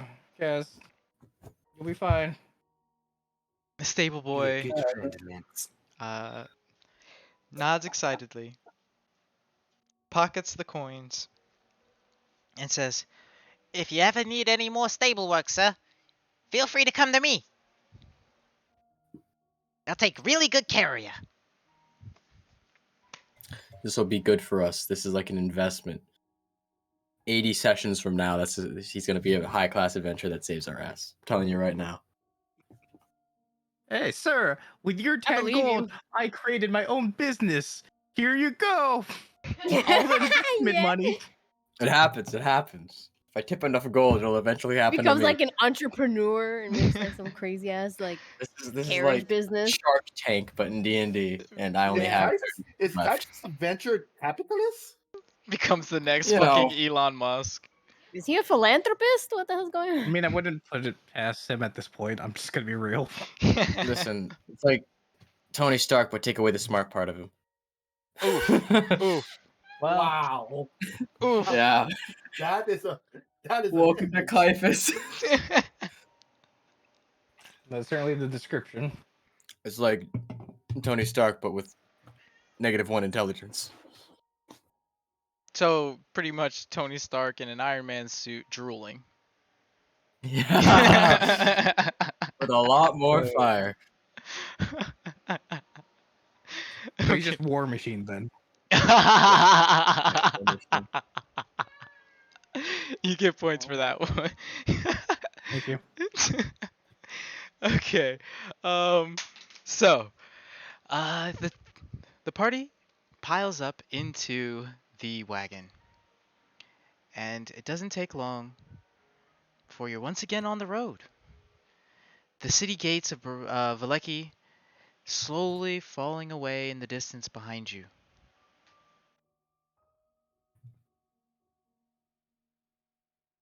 As the ride continues, and the afternoon sun slowly eventually shifts into early evening, you see a massive structure along the route. A coliseum carved from granite, hewn with perfect craftsmanship. Oh shit! I'm gonna tell Kaifus about Shit.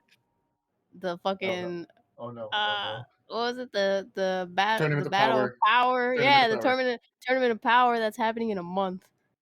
Tournament of Power.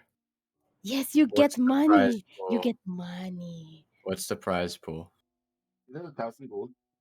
Yes, 1,000 it gold was 1,000 gold Yes. pieces. for like first place. And you Yes. don't die. You can blow somebody up and they don't die. Well, I think they died from the blow up. Okay, maybe if they get blown up and you can't put it back together, then 1,000. that's I a gotta just problem. math in my head. How much platinum would that be? 10 platinum. Because I do an exchange rate of 100 coins to the next level up. So like 100 bronze equals 1 silver, 100 silver equal 1 gold, 100 gold equal 1 Yeah. plat. Yeah, that sounds like the usual conversion from what I remember. Usual Uh, conversion is just 10 actually. Yeah. Is it do 10? math. Yeah, Really? it's actually Oh, 10. Yeah, believe it or not. who 10 would have? plat. 10 feels so small to me. What the hell? It's nowhere near enough, but it'll do for now. Gold. Gold What is kind of debt essentially. do you have, or what are you planning? What the hell? Listen. Actually, don't listen. Never mind. You're okay. Out of everyone, you shouldn't say that because I'm the one who listens the most. I know. Hence Damn why it. I take it back. Oh my god. All As right. look Well, towards the Colosseum with awe. all right. Well, I'm gonna also. I guess I'll mention to Kaz if she didn't overhear it or not about the tournament, because also, I believe Kaz is a good kobold, but just I will have to give advice and be like, don't listen to him. Don't listen to him. Just don't. He is very strange. Kaz will be wary, yes.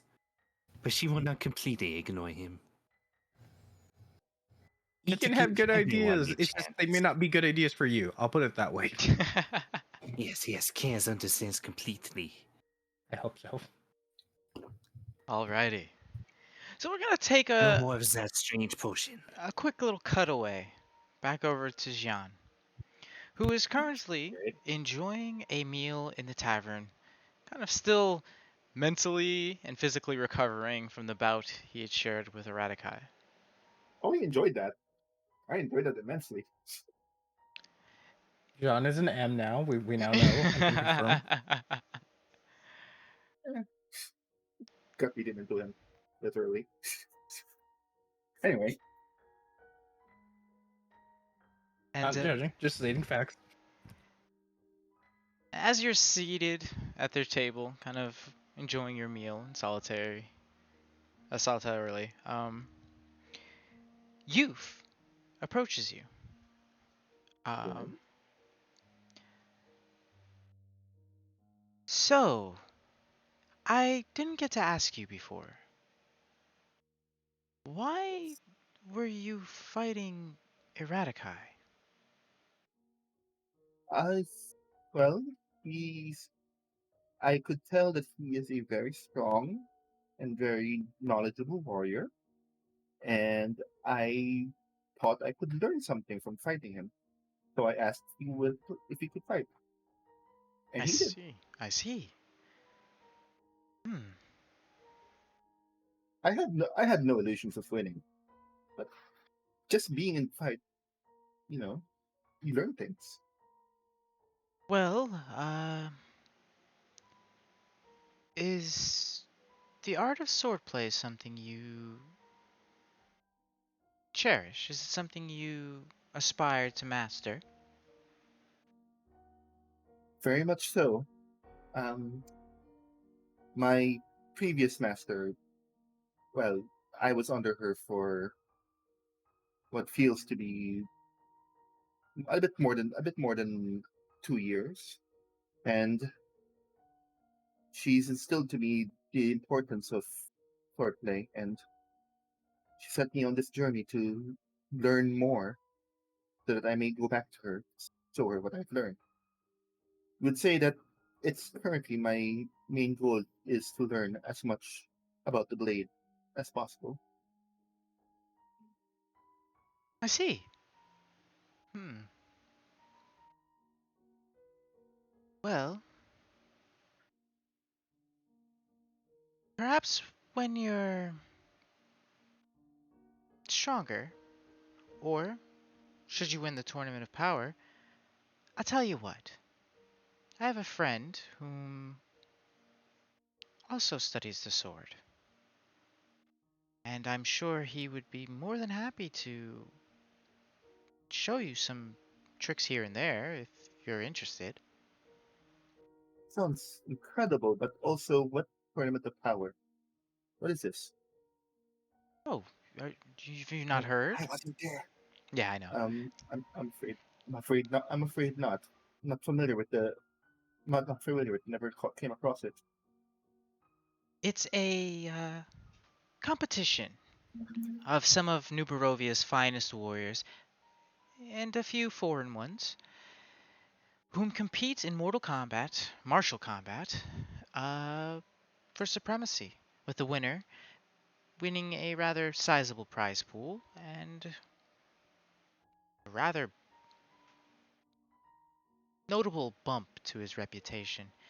The fights have been rather climactic in the previous tournaments. Sounds Uh, like a gathering of. Well, yeah, it's definitely something. sounds like a gathering of a lot of powerful and interesting people. Oh, it Definitely up my alley. most certainly is. Definitely up.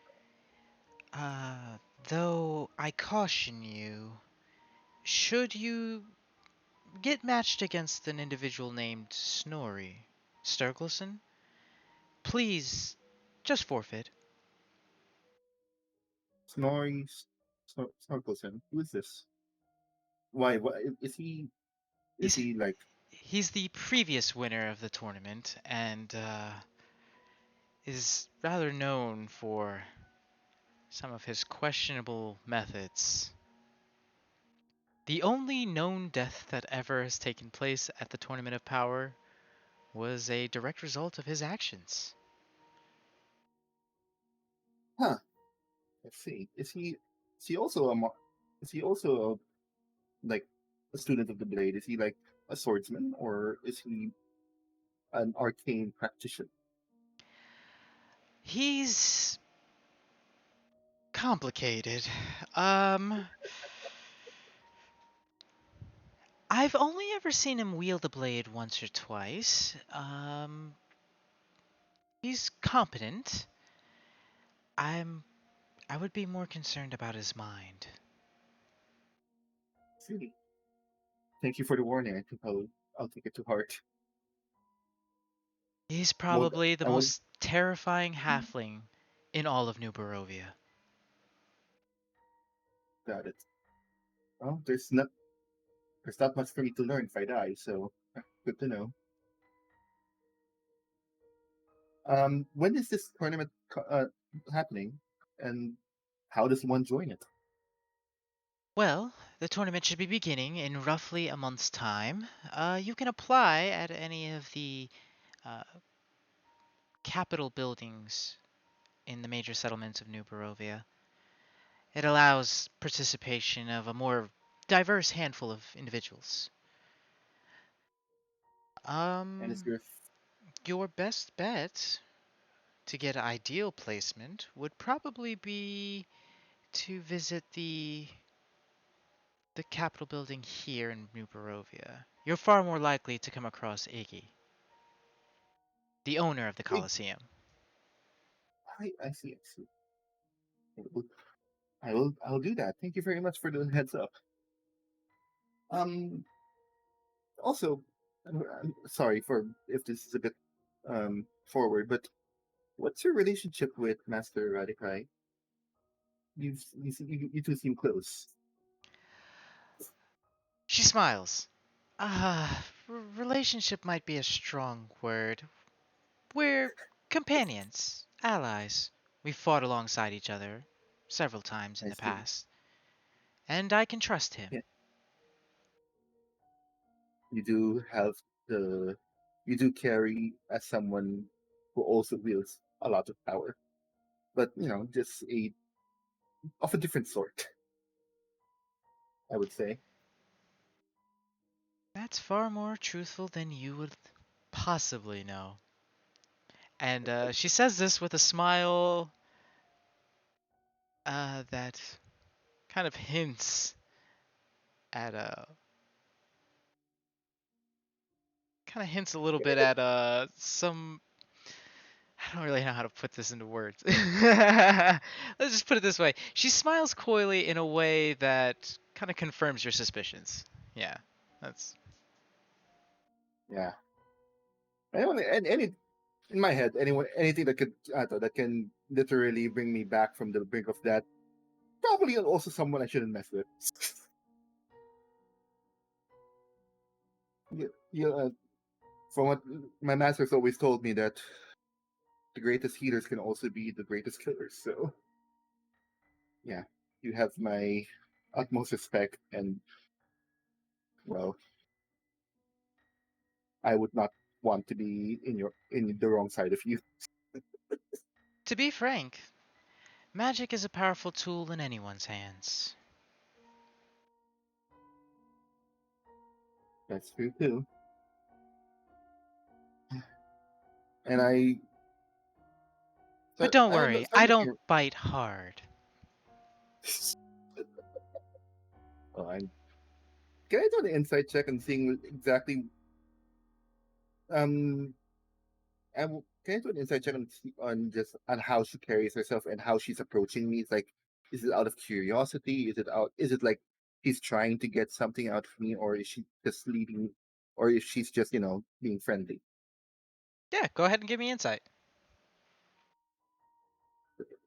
It's like 11. 11. Okay, so what you gauge from a quick surveying of her personage is this woman carries herself with a level of confidence and self assuredness that hints at her capacity and competency.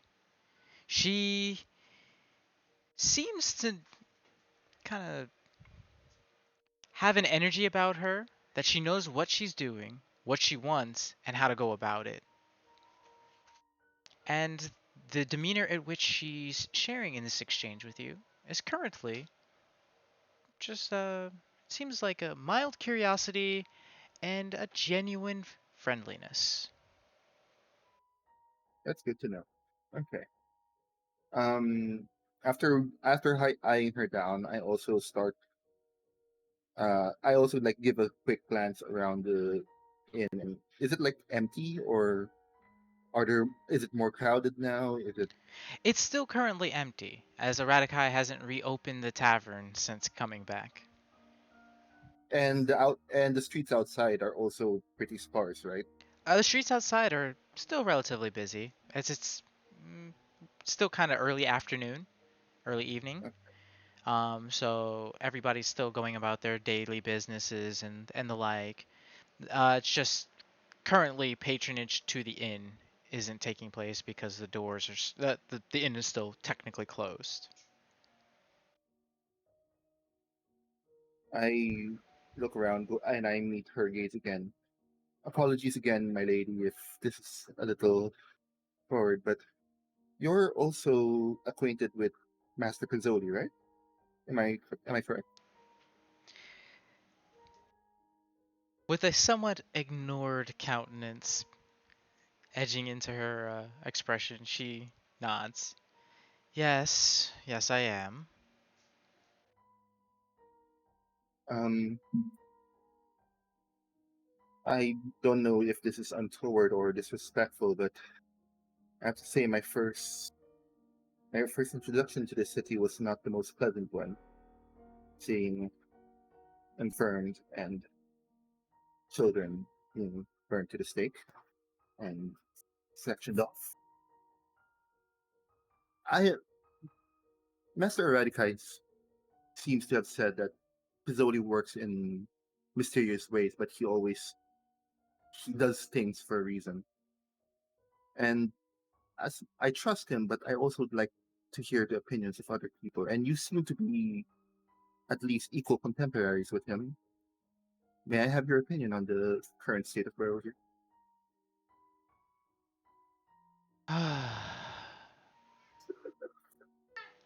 Pizzoli and I have never seen eye to eye.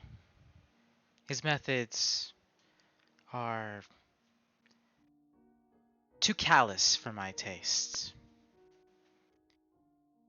But it's hard to deny what he's done for this nation and the various city states that compose it.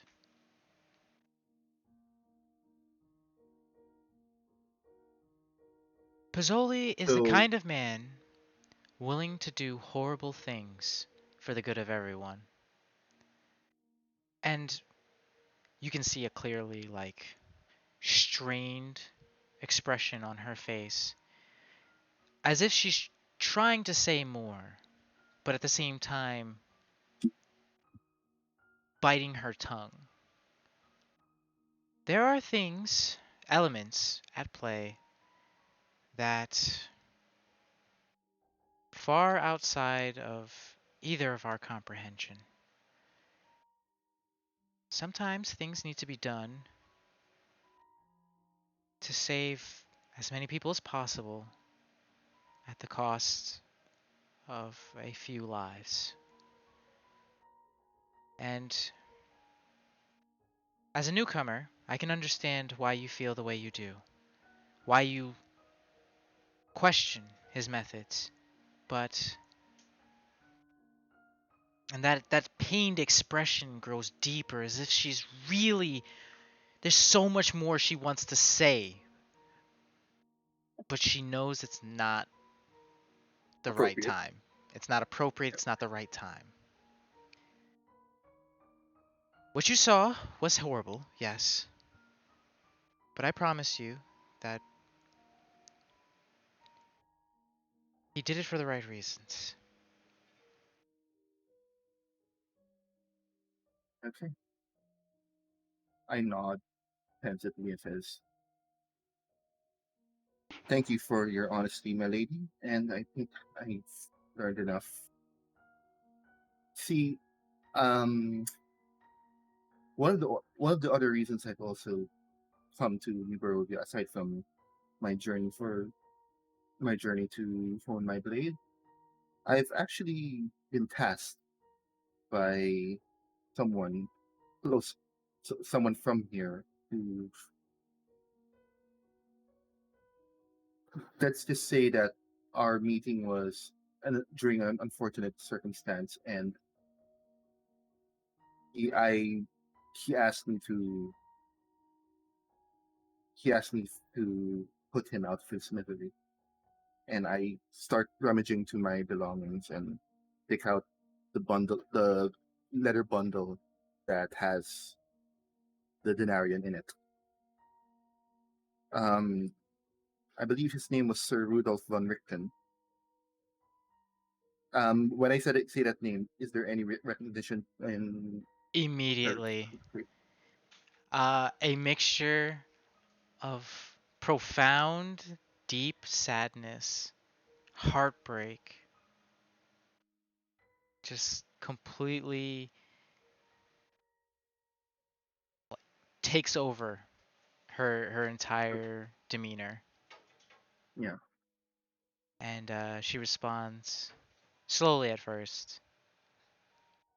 I I see.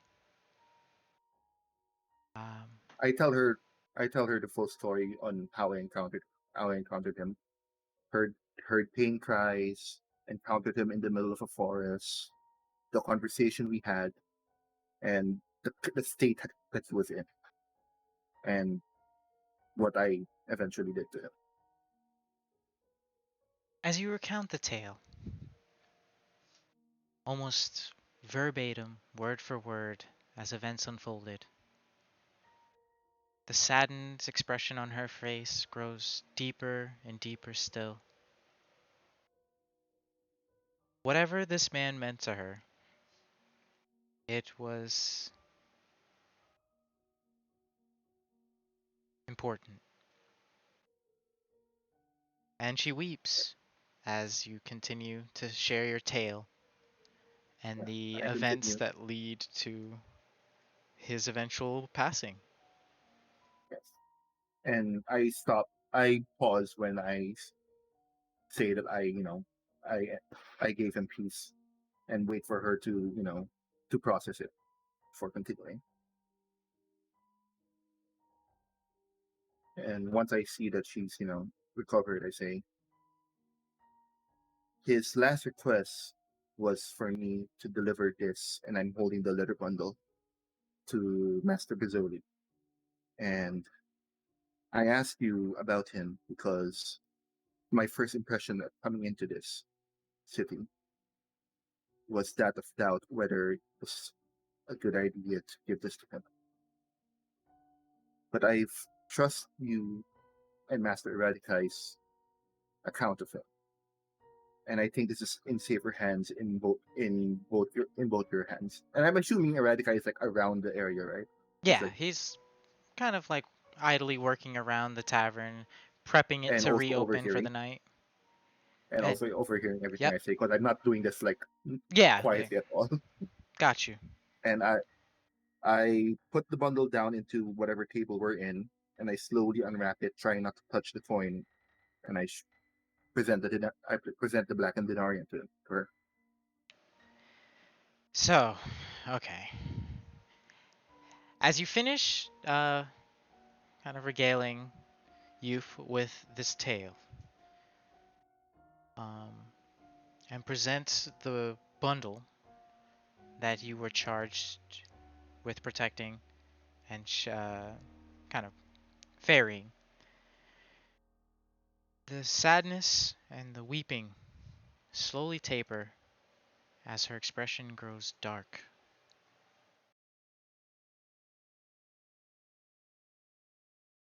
Her stare is locked on the coin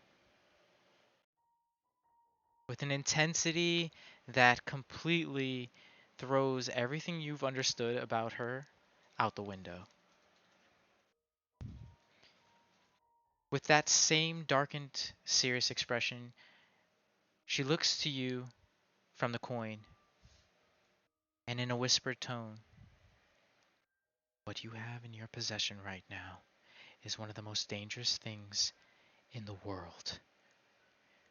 You have no idea what that thing is. And you should count yourself lucky that you haven't died with it in your possession. That coin needs to be put under lock and key, dumped in the river, buried, and never found again. Do you understand me? I understand that, which is Okay. why I'm presenting, it to you. I was supposed to give this to Pizzoli, but I've been told that he is not in the city. And again, as the two of you seem to be contemporaries of him, I believe you, and clearly much more capable than I am. And from from your reactions, you are also acquainted with Master von Richten. I believe I think I would feel more safe with this in your care than it is in mine. And I just I leave the coin in the table, and I let them decide what to do with it. Youth nods. I'm glad that we can come to an understanding. Now, I have to ask you a very, very, very important question, and I need you to answer me as honestly as you possibly can. Do you understand? Okay. Have you heard any voices, any whispers, anything out of the ordinary? Um, have DM have I? I'm not sure No, actually. no, no. The fact that you I you have not. like you literally haven't. No, you're good. I was like, Okay. no. Mas Von Richten specifically told me not to touch this coin directly, and I've made sure not to do that.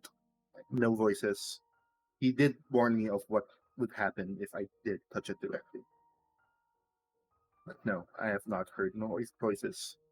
No temptations. She Simply that. breathes a small sigh. Good, good, good, good, good.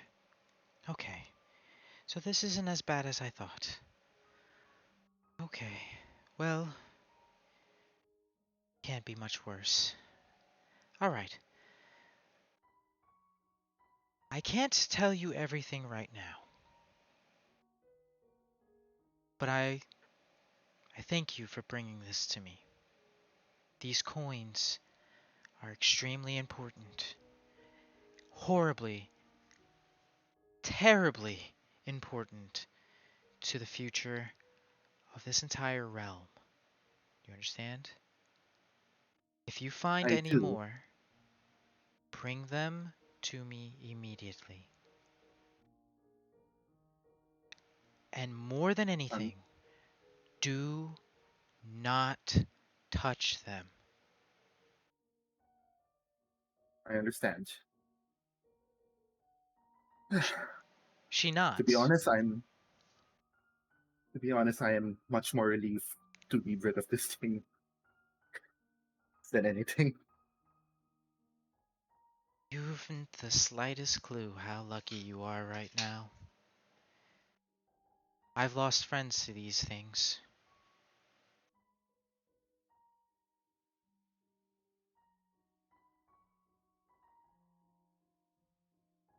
And I'm like, I I get the like the goblet of whatever drink I have and like finish a full swig because that was heavy. Just finish that and breathe a sigh of relief. The sigil on her cheek glows a azure light as with several gestures of her fingers, the coin rises from the table um, before encasing itself in a shard of ice, dropping back down with a heavy thunk as the pointed tip of the ice shard beds itself in the wooden table. One less.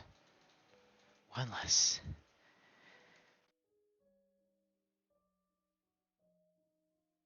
Uh,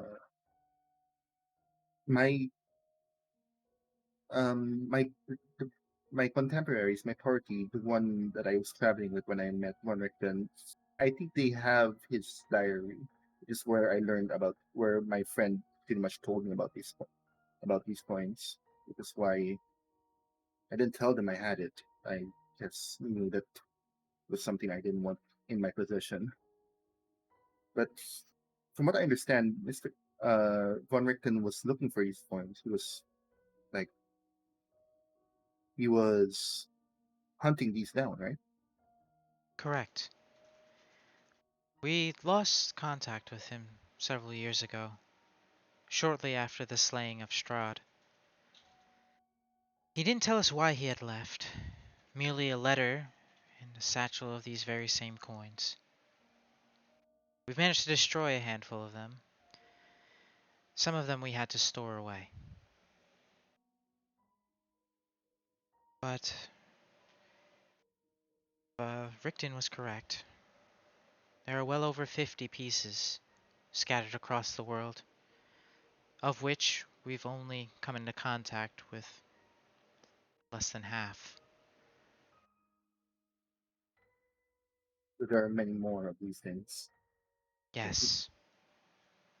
And each one is just as terrifying as the last. Yeah, I was under the impression that there was like a handful, but 50 pieces? Oh, man. Yup. And we've barely scratched the surface in finding them. So there's Like 50 the little gods out there. Okay. like little collectibles, To be fair, Little collectible. like the game collectibles. I will say this little nugget of knowledge to assuage any concerns. They aren't gods. They're Okay. powerful, but they're not gods. Godlike beings, I guess, is the more correct term. I only make that distinction because like gods have very specific slaying rules. You know what I mean? Like it has to be on their Oh, plane sure. and stuff of that nature. It has to be with a godly artifact, etc., etc. Sure, sure, sure. Okay.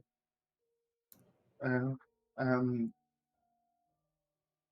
Well, when my friends come back here, I they'll have his journal. I guess I can give that to you. You'll probably you'll probably have more resources to skim through that than we do. She gives you a meek Uh, smile. It's probably the last thing I'll have to remember him by. So thank you. you're welcome. Although I do think they also have his sword with him. Can bring that with me. Yes, Caiaphas is actually still in possession of Von Richten's sword. Yes. Yeah, I mentioned probably the sword too. I think it's with them. They'll probably be here.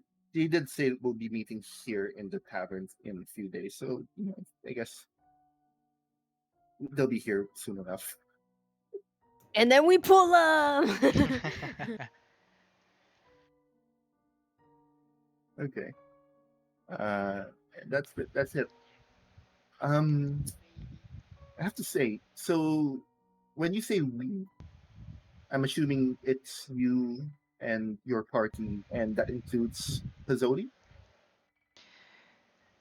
Pozzoli is an affiliate.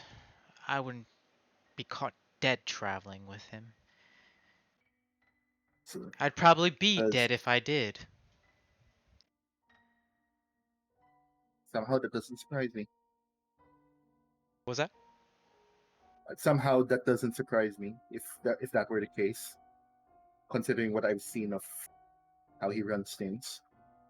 But Mike Von and Richten specific Von Richten specifically told me to give this to him though. Is there would you do you have any idea why him in particular? He didn't give me your name, he didn't give me any other name aside from Pizzoli. well, I actually can answer that one rather simply. When Riften left us, the only person who was currently capable of destroying them at the time was Pizzoli. However, that was some years ago, and things have changed.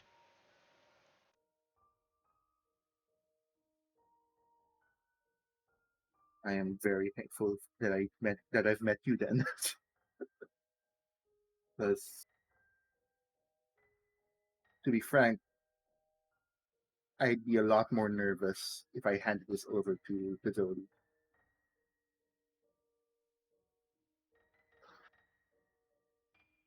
I, he's never been the kind to do something as brash as to use the coins.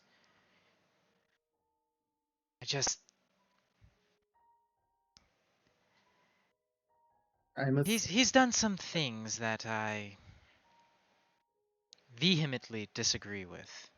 And due to that philosophical disagreement, we can't really work together.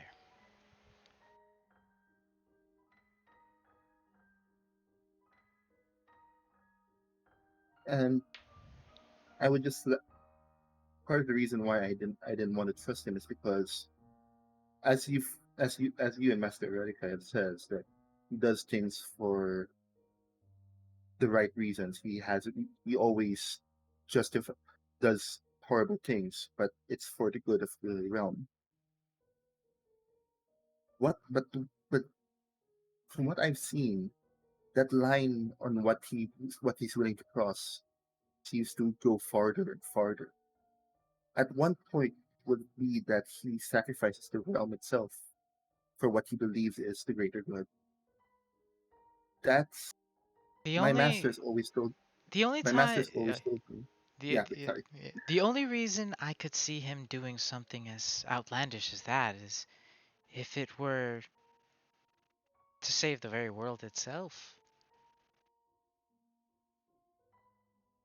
Fazoli So you is, to my understanding at the least, is very aware that a kingdom with no subjects isn't a kingdom.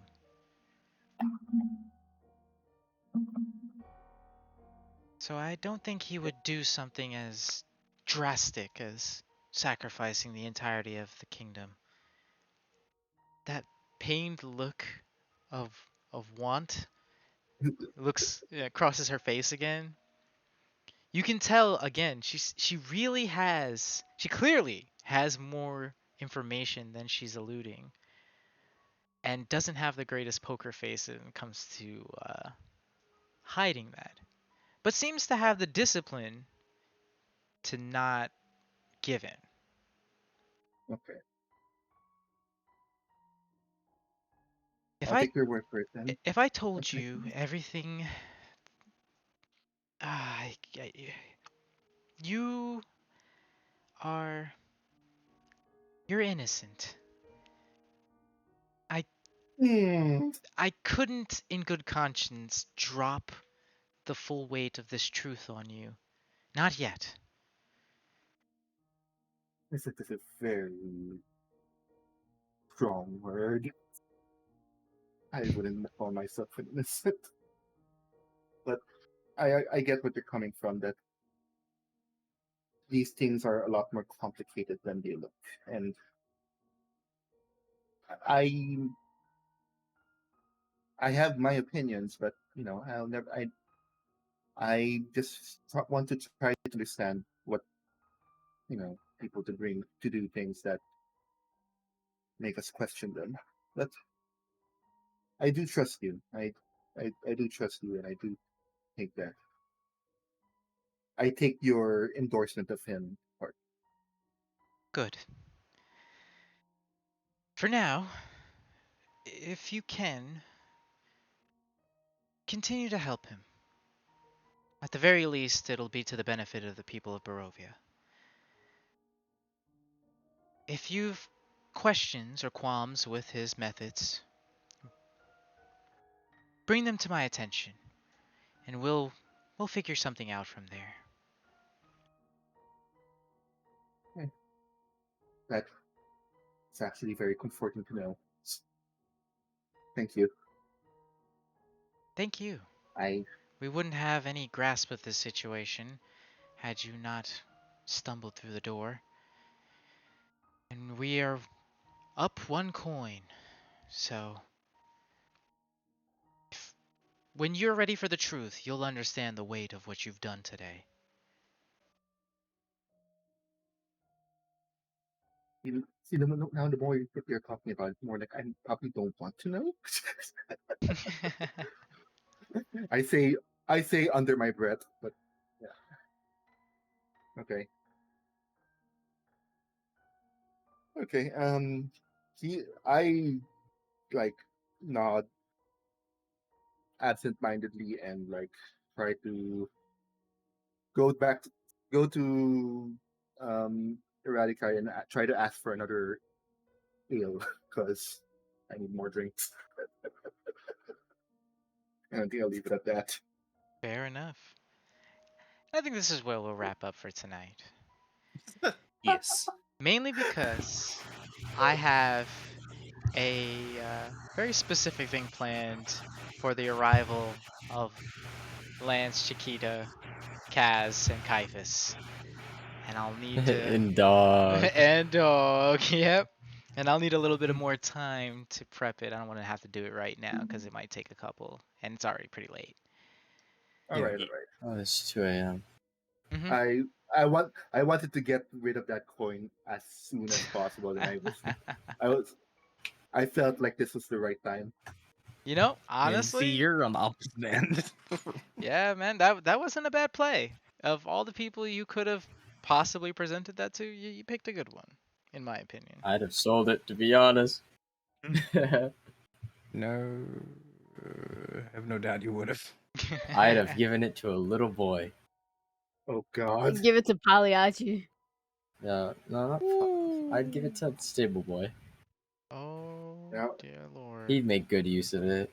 Oh, I'm sure he would. Anyway. No.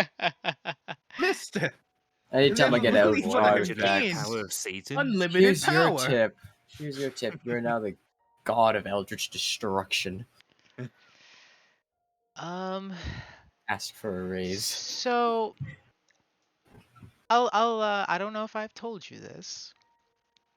Denarians come in a lot of different shapes and sizes. As a matter of fact, you've crossed paths with one. Okay. Remember that big old giant black dragon with the singular amber eye? Oh. Oh. Okay. Huh. And their forms include previous, now slain ones. Nilf, the rot, was a amalgamation of hair and bones. Then there was Kaed, the three-headed blood Cerberus, whom is possibly still at large. There was Ventatrix, who was a giant T-Rex. Like there's a bunch of different kinds. Oh man. So yeah. I do kind of like how you guys presented these coins to us, and I immediately said, "Nope, I don't want this to be my problem. Give it back. Just take a Give it whole back." bunch of nope. Yeah. Meanwhile, Lance is like, I've made bad decisions. Now I have to make sure I make the right decision. I'm gonna overhold this thing. I've made bad decisions. I'm gonna make a lot more bad decisions. I know you are. I Oh, want hell to yeah. blow things up. Chiquita gets it. Well, I'm going to be. I will be talking about this when we guys meet. So who knows? Y'all got jars? We'll put those What bullets is in a with you and jar. jars, man? No, What? I need to I put know the what he's- bullets in the yeah. jar.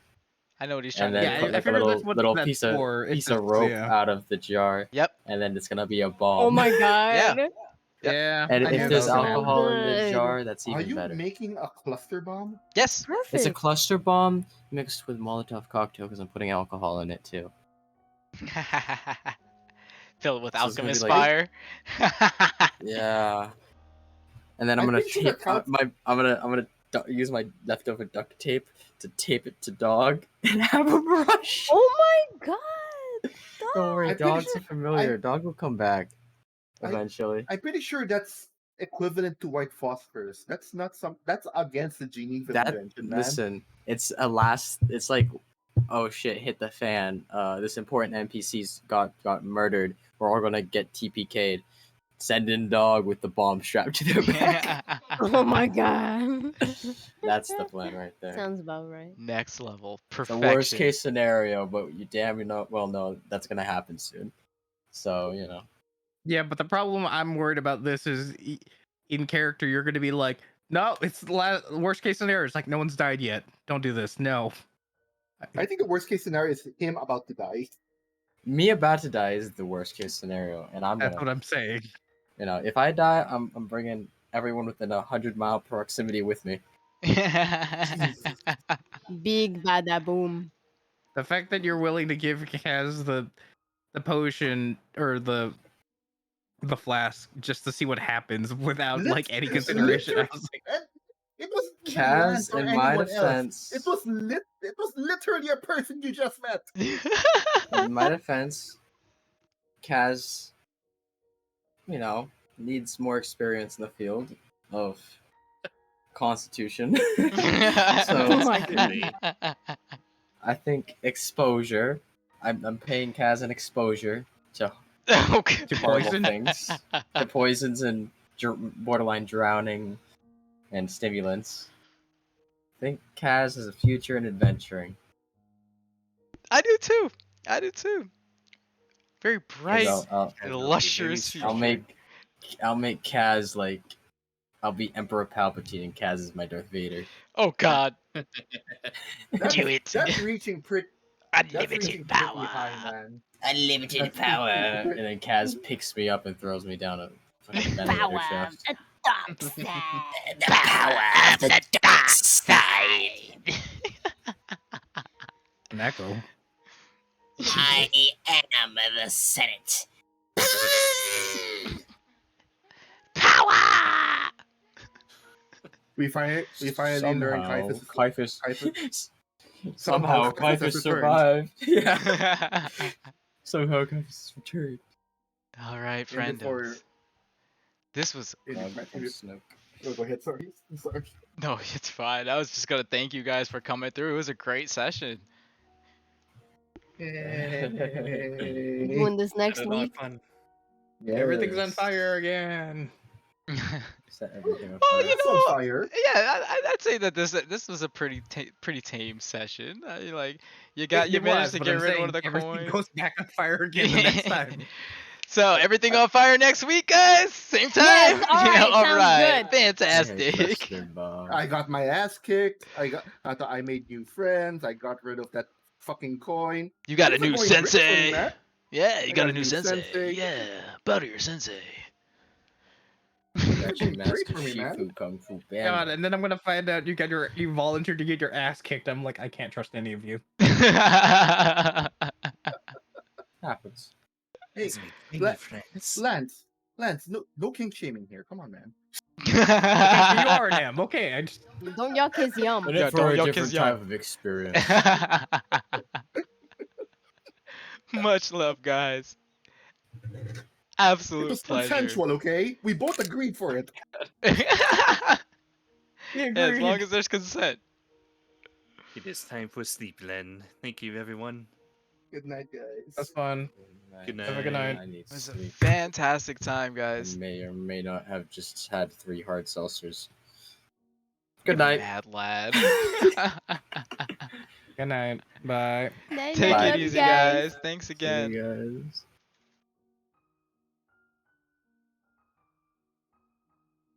Talk about madness, huh, friends? Absolute madness. But I think our party is slowly coming into their own. They're finding their footing, and the insurmountable chaos that they've been facing so far is becoming that much more manageable. So, I hope that you stick around to see these heroes really come into their own and perhaps change not just the nation, but the world for the better.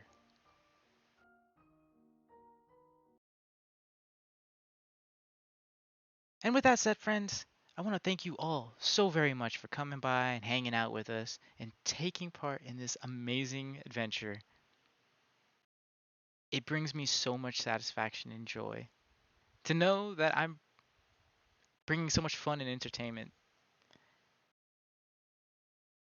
So, as always, my sweet, sweet, beautiful peoples, you make sure that you stay hydrated and you get plenty of rest. Both are instrumental in self care, but more important than that, and And I'm gonna stress this till the cows come home. You remember to keep loving yourselves and each other. That tomorrow might be a better day. And I look forward to catching you all then. Pleasant dreams, pleasant mornings, pleasant day. Catch you next time.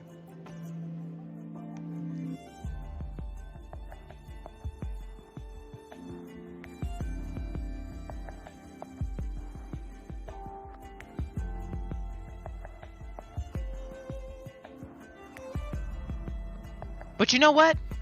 How about we send this love on over to somebody who deserves it? How about that? And we drop ourselves a nice fat chunky raid. Let's see who's on the list.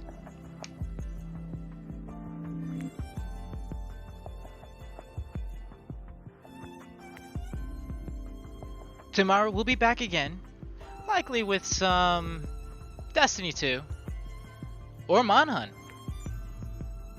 because I've been dying to try Monster Hunter Rise.